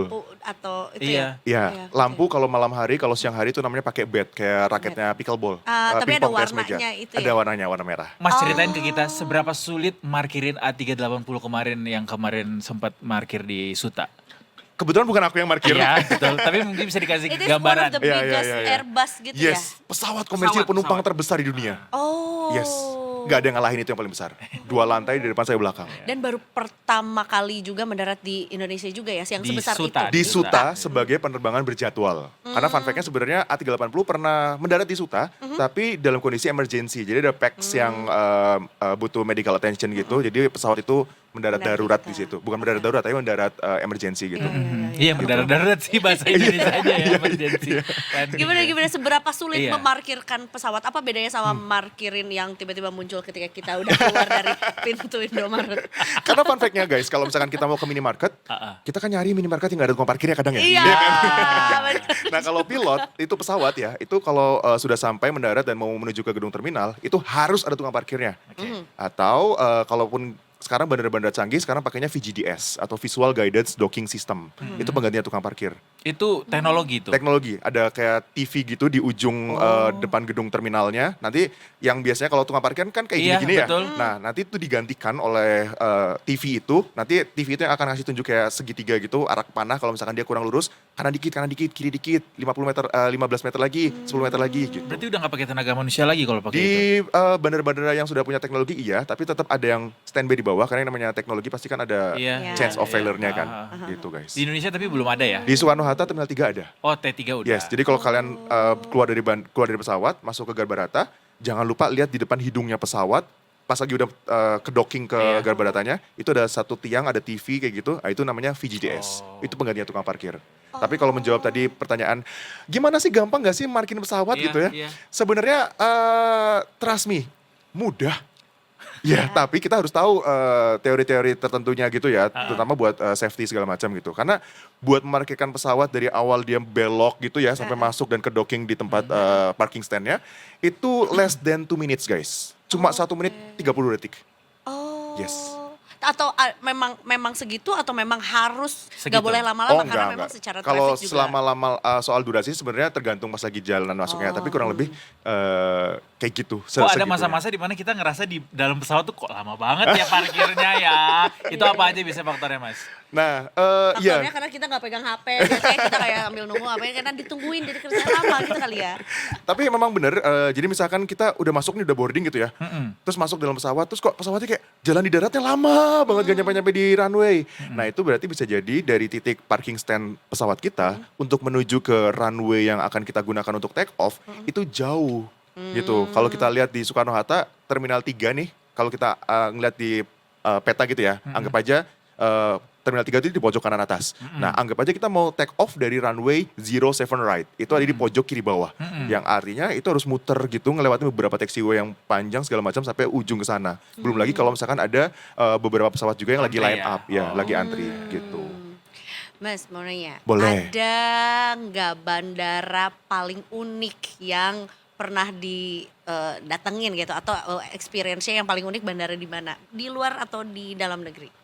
Kalau di luar atau di dalam negeri ya, mungkin aku pernah di pedalaman Papua itu cuma sekedar airstrip gitu. Karena kan kalau di Papua kan masih yang beberapa remote hutan area gitu ya. gitu ya. Itu sih paling unik menurutku. Karena kayak ya bayangin guys gitu. Berarti hanya kayak jalan setapak buat pesawat aja gitu? Betul. Oh. Kayak ya udah tanah gitu, airstrip buat take off dan juga landingnya pesawat itu. Iya, Gitu. Itu sih. Bahkan kadang-kadang ada yang mungkin harusnya udah nggak harusnya masih udah di udara tapi dia masih di landasan gitu ya. Di daerah-daerah 3T gitu ya biasanya. Mas, kalau soal si Airbus A380 ini lagi Yes. balik, kan ini heboh banget gitu ya. Penyambutan di bandaranya pun juga seheboh itu gitu. Betul. Apakah ada perbedaan soal memarkirkan pesawat si A380 ini dengan pesawat yang lainnya? Sebenarnya nggak ada yang terlalu signifikan bedanya pas lagi buat memarkirkannya ya. Karena ya prosesnya sama juga gitu. Cuman ya memang kayak misalkan kalau pesawat yang biasa yang bukan 380 itu cuma satu orang aja di depan hidung pesawatnya gitu. Ready standby. Tapi kalau kayak kemarin yang Airbus A380 itu di kanan kiri wingsnya juga ada yang standby megang kayak gini. Jadi kayak ngasih tunjuk ini arah bentukan patokannya di sini kanan kirinya gitu. Terus di ujung tetap ada yang markirin juga. Seperti yang kita lihat beberapa Karena video. saking besarnya pesawatnya. Saking besarnya si wingspan Iya, sayapnya Sebagai itu. gambaran seberapa besar sih pesawat itu? Besarnya kalau Sebesar misalkan apa besarnya? dikonfigurasiin kursinya jadi full ekonomi Iya. bisa ngangkut sampai dengan 800 orang. Satu Satu RT itu guys. Satu RT di desa ya, bukan di Jakarta ya. Iya. Ya, itu bayangin Dan 800 dia orang. iya Dua kayak tingkat. double decker gitu. Kalau bis tuh double decker ya. Betul, 2 tingkat. Seru, Tapi sayangnya seru. pesawat ini sudah berhenti produksi tahun 2021. Kalau misalkan teman-teman belum pernah nyobain, segera cobain karena kemungkinan dalam waktu dekat akan dipensiunkan karena sudah tidak efisien di bahan bakar segala macam dan ada generasi penerusnya yang baru sekarang yang lebih efisien bahan bakarnya. Tapi tetap bertingkat juga yang generasi selanjutnya. Enggak. Kayak misalkan Airbus A350 gitu-gitu. Yang terakhir kemarin ada dari salah satu maskapai di Australia, itu mereka baru aja selesai namanya Project Sunrise. Jadi dalam sekali penerbangan itu dapat 2 kali sunrise guys. Seru banget. Yes. Rutenya kemana? Dari UK ke Australia. Oh, menarik. Ya Yes. kalau ada duitnya ya. Kalau enggak yang double Murah decker aja. ya bandros aja dulu kemarin. Itu juga Atau naik double decker. kereta luxurinya kaya Iya, gitu itu juga ya. Sunrise-nya ya. Iya, Itu iya, kalau iya. misalnya kayak A380, A350 kan ada kode-kode angka tuh. Betul. Apa sih arti dari kode-kode itu? Karena kan nggak berurutan dia 350 kemudian jadi 351, 352. Sebenarnya itu sama kayak mobil atau motor aja sih. Itu kan dari pabrikannya masing-masing. Sekarang kan pabrikan pesawat ada banyak ya. Kayak selain Airbus sama Boeing yang paling Iya. dikenal ya. Ya kayak yang dari itu kan Airbus dari Eropa, Boeing dari US. Sekarang ada lagi dari Republik Rakyat Tiongkok gitu, Comac. Terus ada juga Bombardier segala macam gitu-gitu. Jadi banyak. Dan itu kalau yang 380, misalkan Boeing 747 gitu atau Boeing 737 atau yang biasa di Indonesia Airbus A320 gitu-gitu. Ya itu cuma sekedar tipe aja. Misalkan merek mobilnya apa, terus tipenya apa gitu. Tapi memang kelipatannya per 10 atau per berapa angka gitu atau Pokoknya suka-suka dari pabrikannya. Suka-suka di pabrikannya. Kalau yang ganjil biasanya poliponika. Apa jatuh? Tenan-tenan ya. Menarik. Apalagi rencana terdekat mungkin dari Mas Abi juga yang mungkin bisa di-share sama Detikers. Kalau rencana sih mungkin aku pengen tetap menambah keilmuan di penerbangan ya biar tetap bisa berbagi ke masyarakat karena yang tadi aku bilang terinspirasi banget sama almarhum B.J. Habibie. Jadi kayak di akhir 2025 kemarin aku sudah berkomitmen ke diri aku sendiri kayak ya aku mau take part untuk mengabdi ke masyarakat dengan cara ku sendiri di dunia penerbangan yaitu dengan berbagi soal penerbangan dan juga tips and trick traveling segala macam gitu yang memang benar-benar ada landasan keilmuannya gitu. Mas cerita deh soal perjalanan nanti akan menjadi seorang pilot nanti, amin ya. Amin. 10 tahun ke depan Maksimum ya. ya. 10 tahun ke depan. It's not easy untuk mencapai itu semua gitu. Tapi apa yang jadi modal Mas Abi selain uang tentunya ya. Well, Biar mungkin bisa jadi inspirasi juga buat teman-teman lain yang juga pengen jadi pilot gitu. Mungkin juga termasuk yang memulainya tidak seberuntung dari pilot-pilot yang memulai dari usia muda gitu. Sebetulnya selain kesiapan dana ya, itu kita harus punya badan yang proporsional juga. Misalkan contoh kayak pramugari, itu kan yang dilihat adalah jangkauan tangannya, benar. arm reach-nya. Yang nggak bisa pakai dingklik ya. Saya tuh daftar kayak pakai dingklik nggak boleh. Betul. Kalau buat belajar pilot itu dari pinggul sampai tumit itu ada minimumnya berapa segala macam biar bisa nginjek radarnya itu yang di bawah Oke, ya. gitu. Tapi selebihnya paling persiapannya karena yang tadi aku bilang, aku kan belajar ini itu buat bukan buat berkarir di dunia penerbangan, tapi dalam tanda kutip just for fun aja gitu. Jadi kayak nanti misalkan aku udah selesai bisa nerbangin pesawat, ya targetku bukan jadi pilotnya airlines mana gitu, gitu guys. Jadi ya Yang penting bisa nerbangin aja gitu. yang penting bisa nerbangin aja gitu, tahu keilmuannya seperti apa, yang akhirnya bisa aku share lagi ke masyarakat gitu. Jadi ya kesiapannya paling ya aku pengen collecting semua ilmunya dulu sebelum ke pilot. Makanya aku bilang tadi pilot adalah final boss-nya. Jadi aku start dari ground, dari tukang parkir pesawat itu kan dari bawah. Terus GSE operator itu yang bawa mobil gandengan isi bagasi penumpang. Terus akhirnya tahun lalu aku Itu ada belajar. sekolahnya juga ya? Ada. Terus tahun lalu belajar air traffic controller gitu. Nah nanti ya pokoknya kayak apa yang di darat aku coba pelajarin dulu sampai nanti final bossnya adalah yang di udara gitu. Ada cita-cita nggak ngebawa pesawat apa gitu atau mungkin menerbangkan pesawat dari mana ke mana? Kebetulan nggak ada karena itu butuh biaya lebih lagi.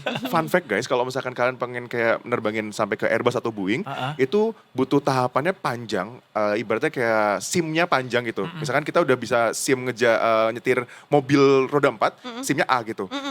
Tapi ada truk yang sama-sama roda 4, apa kita bisa setir ke sana? Nggak bisa kan? Harus upgrade SIM-nya jadi B1 atau B2 misalkan gitu. Nah sama halnya dengan kayak gitu. Nah kalau buat pilot, itu kita mulai dari paling bawah dulu. Pilot yang buat pesawat-pesawat latih. Itu seenggaknya, nggak tahu harga pasaran sekarang berapa, tapi rata-rata kalau aku bisa bilang 1 miliaran. Nah kalau Apanya misalkan tuh? sekolahnya. Oh sekolahnya. Oke. Kalau misalkan buat Pesawat sampai latih ke biasa ya. nerbangin Boeing atau Airbus segala macam, itu sebenarnya bisa pas lagi nanti disekolahin sama maskapainya atau mungkin kita bisa ngambil lisensinya sendiri, tapi seenggaknya bisa ngebutuhin up to 2 miliaran sampai 3 miliaran tergantung sekolahnya. Tambahin Gitu. Kak. Itu untuk di tahun ini. Iya. Belum di 5 tahun lagi, belum dihitung sama Oh iya inflasinya. betul. Gitu. Kalau rupiahnya. Jadi selain badan sehat fisik mental jiwa raga, harus kuat juga. Iya Iya. kantongnya juga harus kuat ya. Harus punya waktu ya. Waktu. Mas Abi berteman gak sama itu tuh admin yang suka nawarin sewa-sewa jet pribadi? Dia kan cukup Iya. viral juga tuh di threads tuh Iya. dia menawarkan jasa untuk kayak ada yang mau sewa jet pribadi gitu.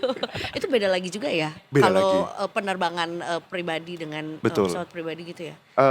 Pilotnya license-nya beda lagi. Tapi kalau komunikasinya antara ATC sama pilotnya sama. Bahkan kayak kemarin aja yang Airbus A380 itu sama, persis sama. Kayak ya udah Emirates 358 runway 07 left clear to land gitu. Ya udah selesai gitu aja. Tapi yang beda adalah setelah pesawatnya itu mendarat, itu ada angin yang besar banget yang di belakang itu. Itu namanya wake turbulence. Yang kalau misalkan ada pesawat di belakangnya Airbus A380 mendarat lagi, itu bisa goyang karena anginnya masih kenceng. Nah itu yang ada separasi atau dikasih jeda jarak gitu, I see. sampai akhirnya pesawat lainnya baru boleh mendarat lagi. Jadi setelah kemarin Airbus A380 mendarat, runway inspection, kasih jeda dulu biar anginnya, ibaratnya anginnya lewat dulu segala macam gitu, baru boleh mendarat lagi. Kalau komunikasinya sama semua.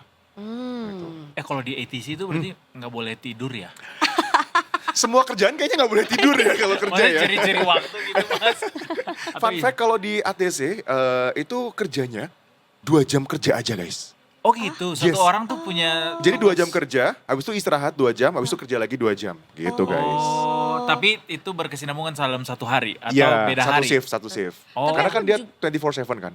Aku juga Iya, betul. cukup penasaran ketika long flight tuh kan juga katanya pilot dan juga aircrew yang lain tuh punya ruangan sendiri untuk istirahat. Kayak Iya. apa bentuknya gitu. Karena kayaknya nggak boleh dikasih lihat Konfidensial iya ya. ya gitu, dikasih lihat gitu kayak apa. Sebenarnya sama kayak bang bed di kereta gitu loh guys. Jadi ada iya. di dalam pesawatnya itu ruangan khusus yaitu kayak bang bed aja gitu. Iya, Mereka iya. Emang rest benar di buat sana. istirahat doang juga Betul, gitu ya. kalau long flight gitu. Kalau Gue cuma kebayangnya terbang kayak dari model sensuary gitu kayak pesawatnya. mewah banget. Siapa kemarin yang filmnya Ryan Gosling yang kemarin Project Amer- no. Project Hail Mary.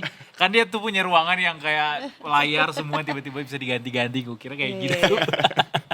Kan, ya. Ternyata tetap kayak bang bed biasa aja ya. Iya, betul. Istirahat. Oke deh.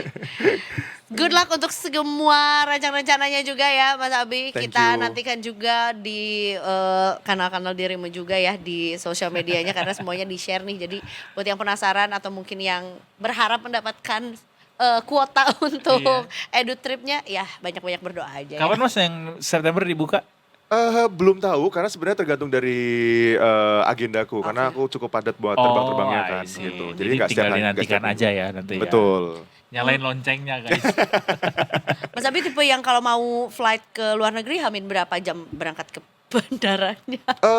early karena aku lebih menikmati buat di lounge dulu Yes, segala iya macam sih. gitu. Tapi kalau kapan memutuskan untuk terbangnya itu bisa hamin 6 jam.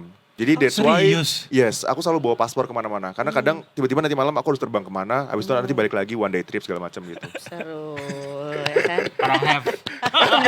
Karena kerjaan. Iya ya. Ya udah anyway, terima kasih sekali lagi Mas Abi. Thank you so Kita much. punya Thank you. tugas tambahan terakhir buat Mas Abi. Kita Apa tuh? tutup acara ini dengan satu tagline-nya Detik Sore. Apa tuh? Kalau misalnya kita nanti bilang Detik Sore, Mas Abi jawab dengan sangat lantang. Gak cuma hore-hore. Iya, yang ada bunyi-bunyi pesawatnya gitu tapi ya. Oke. Gimana caranya tuh ya? Detik Yaudah. sore nggak cuma Hore-hore. Yes. Anyways, Detiker itu tadi dia ya keseruan kita juga hari ini di Detik Sore. Besok kita akan kembali lagi di jam yang sama, jam 3 sampai jam setengah 6 sorenya. Sekarang waktunya Eiza pamit. Eduardo Moraki dan seluruh kru yang bertugas hari ini juga pamit. Kita ketemu lagi besok tentunya cuma di Detik Sore. nggak cuma hore-hore. Ya cuma hore-hore. Bye, Let's semua. go.